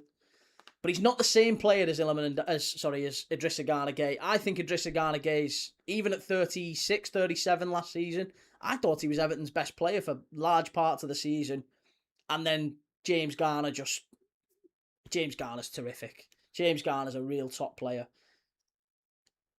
I'd have James Garner at Liverpool quite happily. With our midfield, he'd walk in. Christ. I don't trust Alexis McAllister. Swifty says Palace looked toothless without Sarr, and McNeil was an odd swap in my view for Johnson. McNeil's done nothing. McNeil has been the player that Everton forced out today. He's been garbage. Chaddy Riyad's down. Oh, this is not good. I like him a lot, Chaddy Riyad. Oh, that's nothing wrong with that. Stevenage 0, Oxford 1. Go ahead, the O's. Yeah, Chaddy Riyad, if he has to go off, this is a massive blow for Palace. Fabulous player. Enrico says, we can dream but shouldn't be disappointed when it doesn't happen. We are not at that stage yet. We got decimated building that stadium, so I'll take time to get back to where we was. Yeah, and you're still kind of building the environment in the new stadium as well. Obviously, you've had some good results here, but there was a large part of last season as well where it didn't go Everton's way. There's a lot of disappointing results at home as well. So you've not quite got that Goodison fear factor at the Hill Dickinson yet. I'm sure that'll change in time. It's a very good stadium. Stiaro, I think we've done that one, sorry. Ian, I want to see both clubs do well in the Prem. I wouldn't mind seeing Everton in Europe. I even as a Liverpool fan, I've never wanted Everton to go down. I'd miss the Merseyside derbies too much. And I've got that many Blues in my family. My granddad was a Blue. I don't want to see Everton go down. But, I also don't want to see you do well. But yeah, Palace making some changes. I think it's going to be Chaddy Riyad. He's going to have to come off. It's a real shame. He had a great end to the season. He had an injury hit season, Chaddy Riyad. Very, very well liked amongst the Palace fans. Unfortunately, I think he's going to have to go. It looked like quite an innocuous one. Mikalenko just sliding. And as the ball comes back to Barry, maybe he's just caught his heel.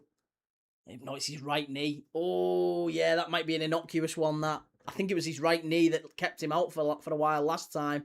And it's a stretcher required. Oh, poor lad. Poor lad. You don't like to see this. You can see how gutted he is. He's disappointed. Chaddy Riyad's going to have to go off. And I think it might well be Oscar Mingueza maybe to come on. Sad. Very sad. Very, very sad. Swifty says Everton squad looks mid-table to me. I can't see Europe. I think with Everton, it's just there's not enough of a difference maker at the top end of the pitch. I absolutely agree with what Enrico was saying. Enrico just said that, maybe he's an Evertonian. He sees Everton finishing mid-table, maybe not in those European places just yet. Still needs work to get up there. But, yeah, I think it's just the top end of the pitch where Everton are maybe lacking that real quality that you might need to maybe... But then again, like I said, Brian Brobby, Evan Nilsson, 36-year-old Danny Welbeck. It didn't stop them getting into Europe. Tierno Barry's no worse, in my opinion, than a 36-year-old Danny Welbeck, Evan Nilsson, or Brian Brobby. He's probably bottom end of that list, but he's not a million miles away from him. And he's also very young. He's got a lot more developing to do. He's a big lad. He's tall. He's quick. He can finish. He's not showed it yet, but he can finish. I promise you he can. I've seen enough of him to know he can finish at Villarreal. Tomiyasu coming on for his Palace debut. Shadi Riyadh is going off. Joe says, Key, what's the score real quick? In this one, it's Everton 2, Palace 0. And Ipswich 1, Sunderland 1, Nottingham Forest 0, Leeds 0 in the Premier League elsewhere. Ian says, I'm a Liverpool fan too, but want both teams to do well. That's good. That's nice. That's nice.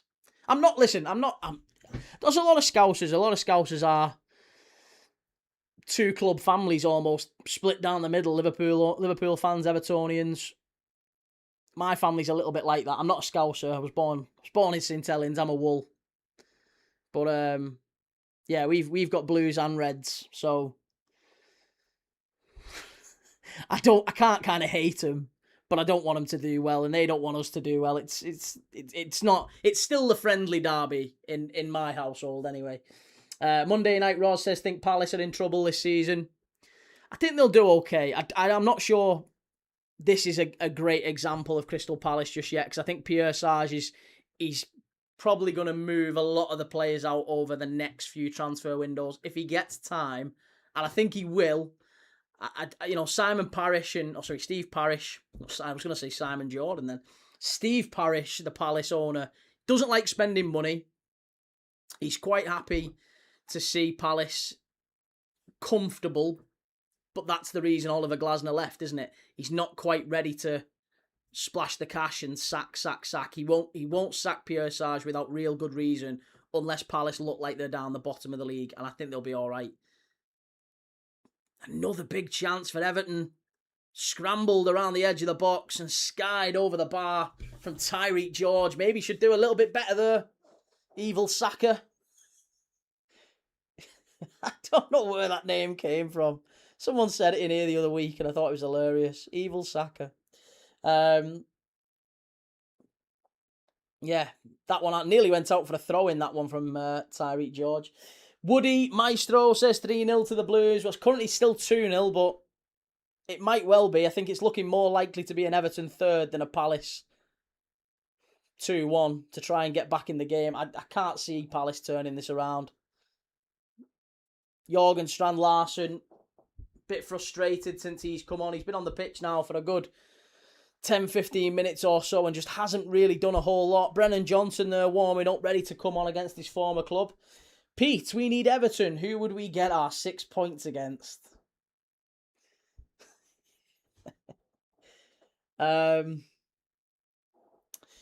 Jelly, Key, you up for Spurs? I'm not going to be doing the Spurs game. I'm going to leave the Spurs game. I was going to do it, but I'm going to give it a miss.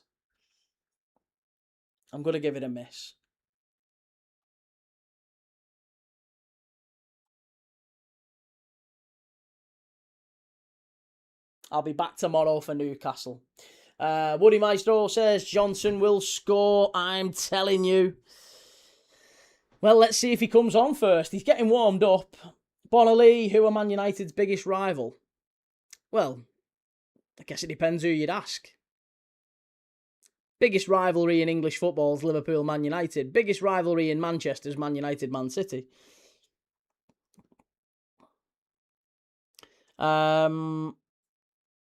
Catherine, what are we doing tomorrow?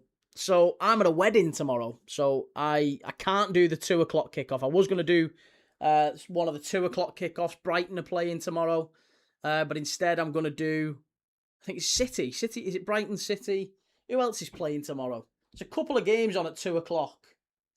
I can't remember who it is. Let's have a look. Who's the 2 o'clocks tomorrow? City, Bournemouth, Brighton, Villa. Yeah, they're the 2 o'clocks tomorrow. I was going to do one of them, but I'm going to give it a miss because I'm at a wedding.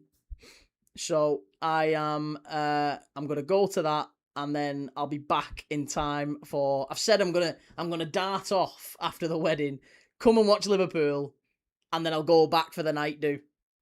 Just as the buffet is coming out. Hey, just as the buffy's coming out, just as the hot pot's coming out, I'll get back on the dance floor. So I might turn up tomorrow afternoon a little bit sloshed. I'm not going to be steaming or anything, but I might have had a couple of drinks.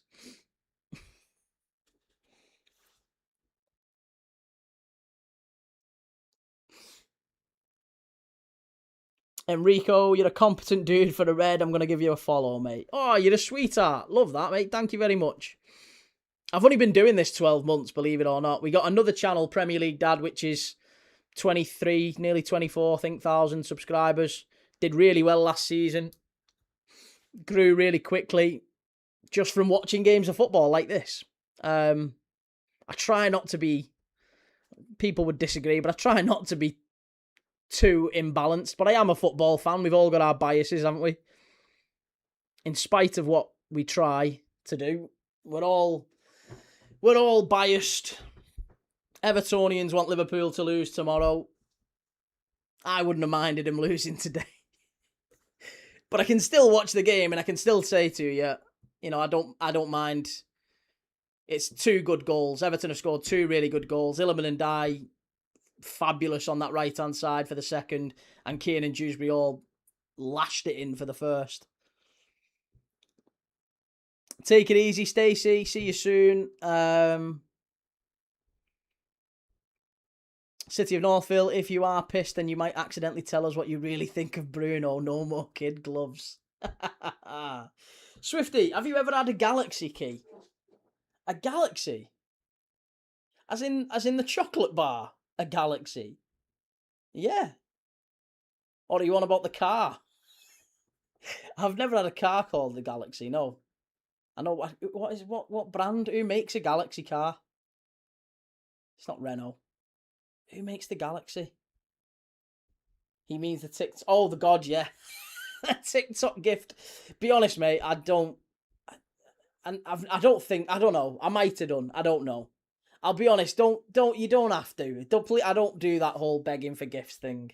But I really appreciate it. It's lovely that people want to support and like and follow and share and all that good stuff. But I'm not. Please, yeah, don't. If you can, great. But if you don't, please don't feel like you have to. I value you just being in the chat and watching the game and having a chat and having a comment and letting me know what you think about the game and the teams that we're watching. I appreciate you just as much, Swifty. Believe me, if you do or you don't. But you're a lovely, lovely man.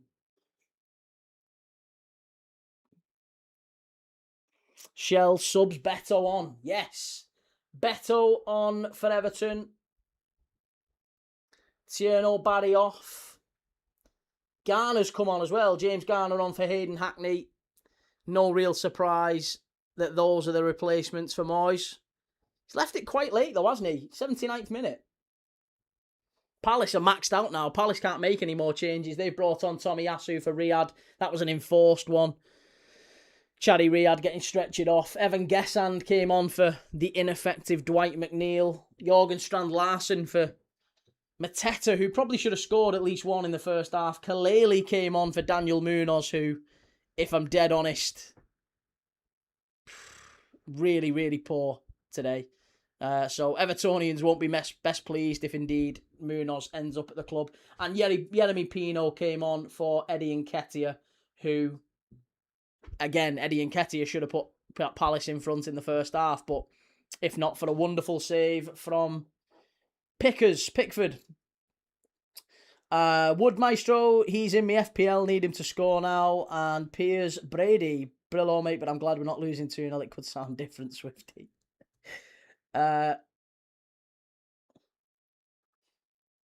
Bonali, who's the worst player you've seen playing for Liverpool? The worst player? Christian Poulsen would be up there. Milan Jovanovic was bad. To be honest, Alexis McAllister was god-awful last season, apart from about 2 games. Alexis McAllister couldn't trap a ball last year. But I wouldn't go as far as saying he was the worst one I've ever seen in a Liverpool shirt. Long ball from Pickford, cleared away, straight out for the throw-in.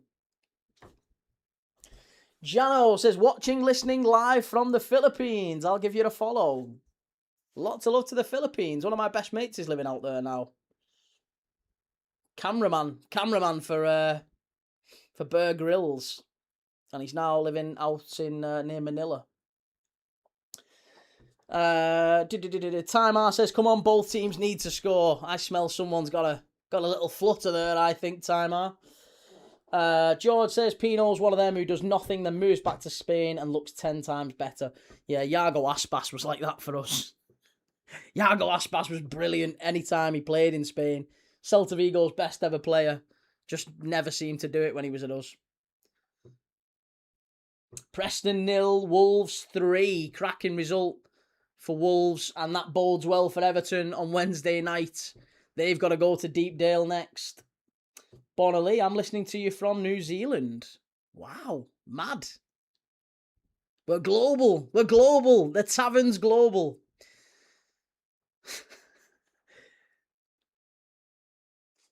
It's gone behind, and I think Brennan Johnson is about to come on for Everton. There is a change afoot. Yeah, just a reminder, again, if you're new around here, hit like, hit subscribe. I really appreciate it if you do. We're live on Wednesday night next for Everton. But if you love football, if you're a big football fan, then this channel, you won't mind it, I would say, because we do football watch-alongs every single day. Even during the international breaks, when there's no football on, everyone else stops. All the other channels stop. We keep going. We're still doing Championship, League 1, League 2 watch-alongs, La Liga, Serie A. You know, we keep going through all the... We watched the game on Christmas Day last year. It was the Saudi Pro League, and I was a little bit drunk, but it was a laugh anyway. We watched it. We watched it and we had a giggle. Under 2.5 goals, please, says Jano. Just waiting for this. I think you'll get it, to be honest. Palace don't look like scoring. And Everton quite happy to just defend and sit off and take the sting out of the game. And to be honest, they've done really well. They've done really, really well.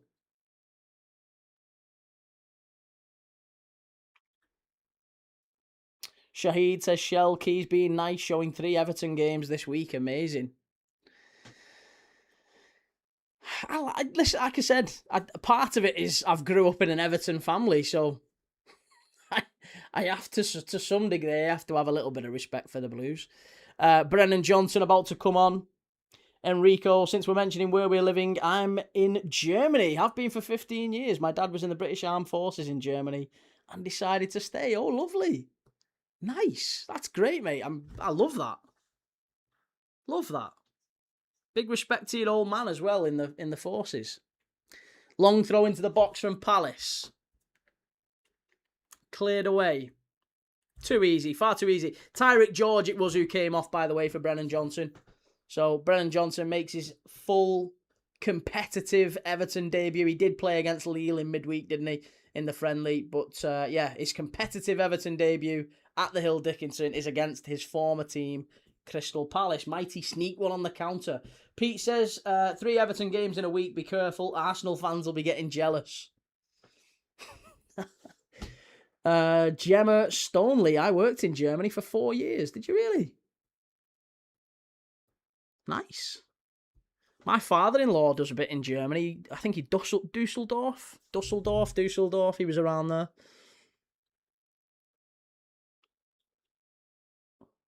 Goal for Leeds at the City Ground, 89th minute. That's a great result for Leeds. That I have got to admit, I had Forest beating him there today. I do think Forest will be all right this season, but that's a big result for Leeds. They had a goal disallowed earlier in the game, in the first half, right at the... Is it Harry Wilson, I think it was, who got the goal, and it was disallowed. And now Anton Stack, who was maybe Leeds' best player last season, has scored 88th minute at the City Ground. Forest are behind. That is a great result for Leeds, that one. Lots of people telling me that Leeds are going to be in or around the European places this season. I can't really disagree with you, given that we've seen Brighton, Bournemouth, Sunderland make those European spots. And there wasn't much in it, was there? What was the difference last season between, let's say Everton in 13th? How far off were Everton from the European spots at the back end of last season? I don't think it was much. Everton were 4 points between Everton and Brighton.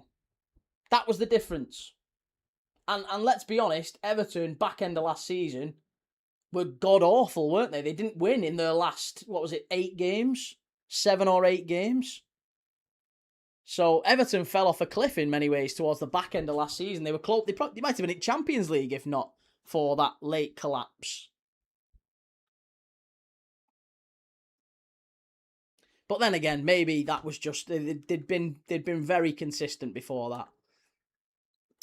3-star Leeds pinch it. It's what we do at Forest. Oh, I'm sorry, mate.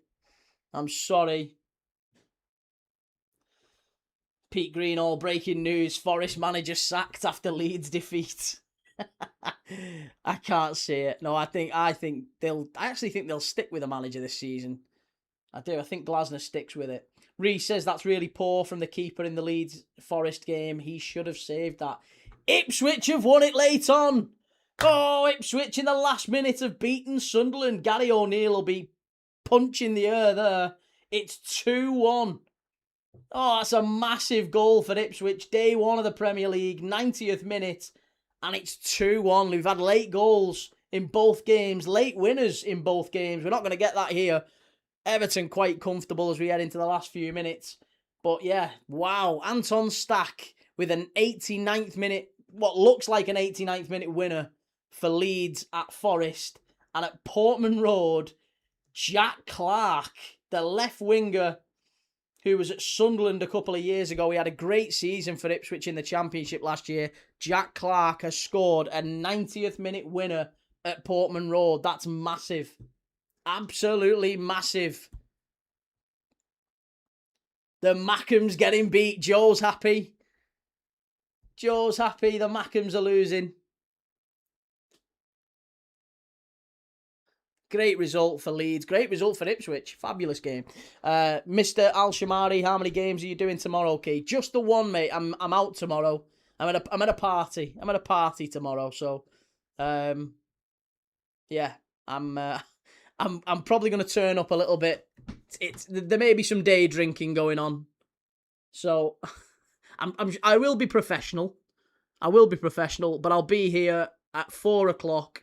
Ready for Liverpool away at Newcastle tomorrow. So that's the next time you'll see me. Malcolm, Everton Pride, and Merseyside, lad. Well, today they certainly are, and this weekend it might well be that they get the spoils, because I'm not sure Liverpool do win tomorrow against Newcastle. It's going to be a tough game, that one. I think I'd be tempted to take a point now if you offered it to me. I wouldn't mind a draw away at Newcastle. It's a very tough place to go. I think they're going to be underrated to some extent. Joe, it makes a change, Kate. It saves me getting bantered on the WhatsApp group chats. Shahid, don't come on drunk, Kate. Oh, I'm only playing, mate. I would never do that. I would never. I'm not a big drinker anyway. I might have one or two, but I'm not going to drink loads. I'm not a big drinker. Once in a blue moon.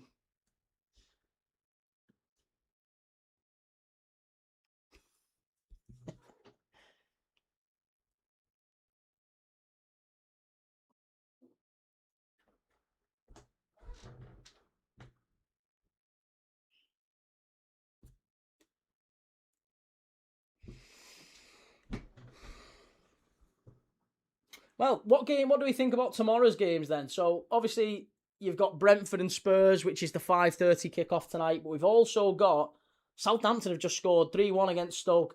We've got Brighton and Villa tomorrow. That should be interesting. I think Villa should win there. After the Super Cup defeat, I thought Villa were quite good against PSG. But Brighton were really poor in midweek against Tromsø. They were so poor. So I fancy Villa to get a result against Brighton tomorrow. And obviously City playing Bournemouth. I actually think Marco Rose might be one of the early casualties in the Premier League this season. Teaching Tony, love you, Key, love you too, mate. 7 added minutes at the end of this game, by the way. 7 added minutes. Bonnerly, how did you end up supporting Liverpool if you're from an Everton family? Well, I'm not from an Everton family. I'm from a mixed bag. I'm a mixed bag. My granddad's a Blue. I've got uncles and cousins who are Blues. But my dad's a Liverpool fan and has been going home and away for Liverpool since like 1972. So I was always going to be a Red. And I was born about 20 minutes from Anfield. Technically about 20 minutes from Goodison as well, I guess. But yeah, no, I'm I was always going to be a Red. I never had any say in the matter. Thank God, to be fair. Because I've seen some great things as a Liverpool fan. And it's been bloody miserable for Evertonians for the last 30 years. Leeds have won at Forest full-time there. Great win for Leeds. Anton Stack with a 90th minute winner. Ipswich still 2-1 up as they head into the 96th minute at Portman Road. Everton 2-0 up here. We've got 7 minutes of adding on time, so we've got another 5 minutes or so left to go.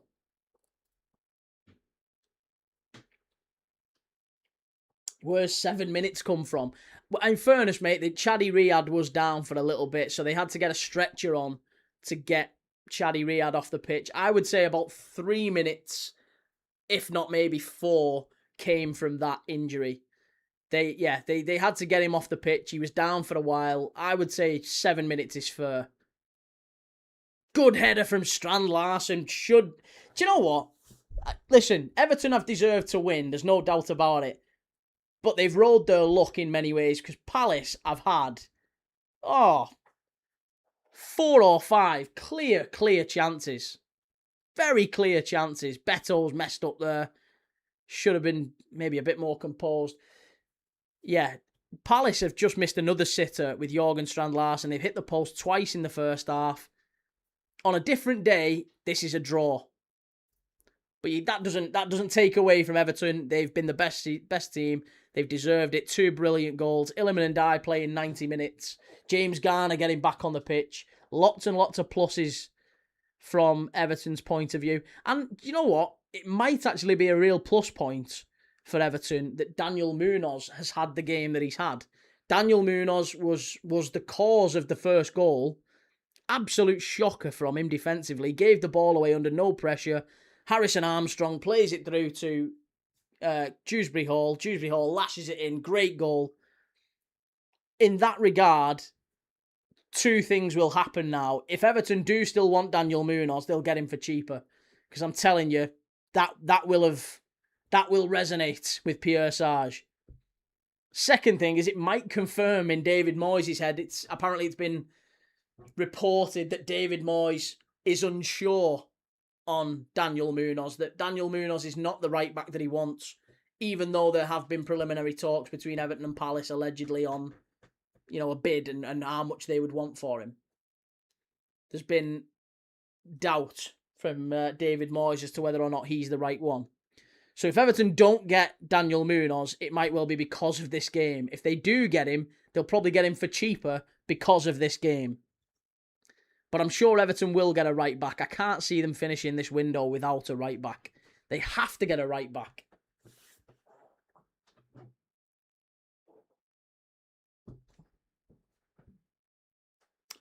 Prince Rupert, 1 point from 2 games now for West Ham. Not a great start to their season.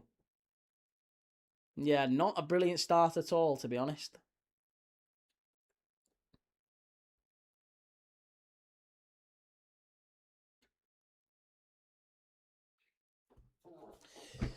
About 90 seconds left in this one.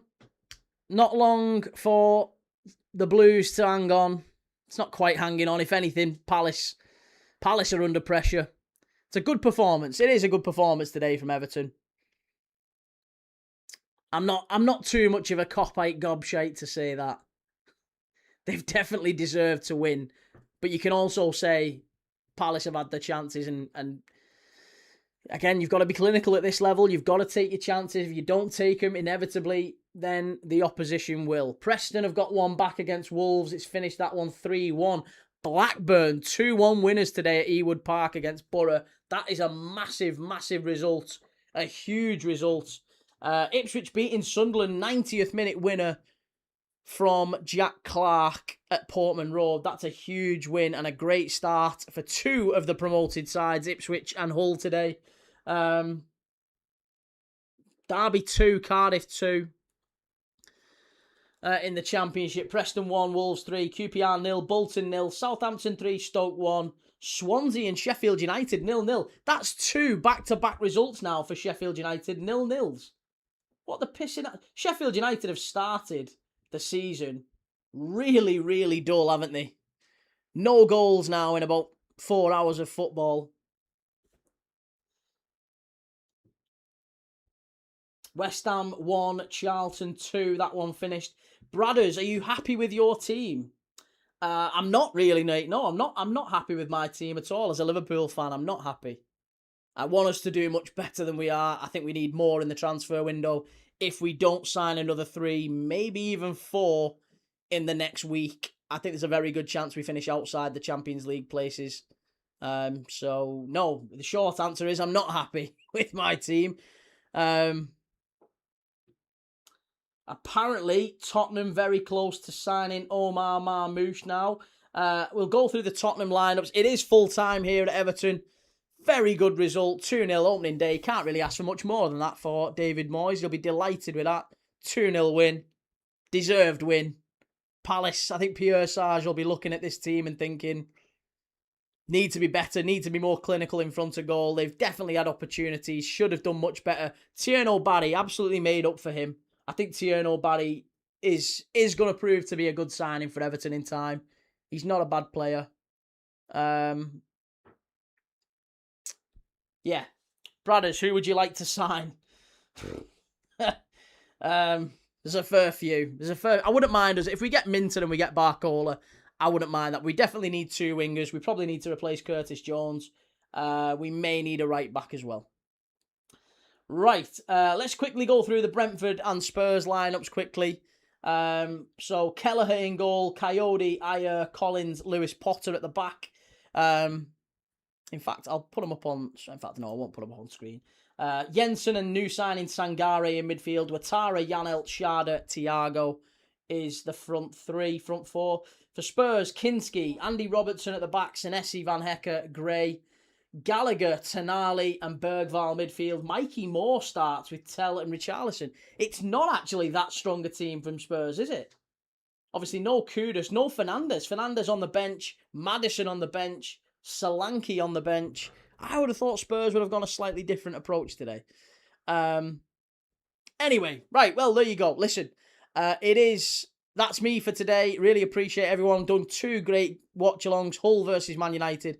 Everton versus Palace.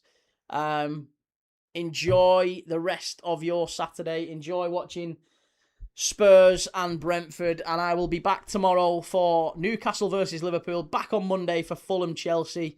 And then Tuesday, Southampton, West Ham. Wednesday, again, we're going to be watching Everton away at Preston. So we're doing Everton's next game. Hopefully you'll join me for it. If you're new around here, hit like on the way out. Hit subscribe. Hit follow. Follow me across all socials. I'm over on X, Key Thomas, Matchday Tavern. I'm shouting things into the void over there, so come and say hello. I'm on Twitch, I'm on Kick, I'm on TikTok. All of the big ones. Go and follow me, and I will see you all tomorrow. Take it easy. Ta-da.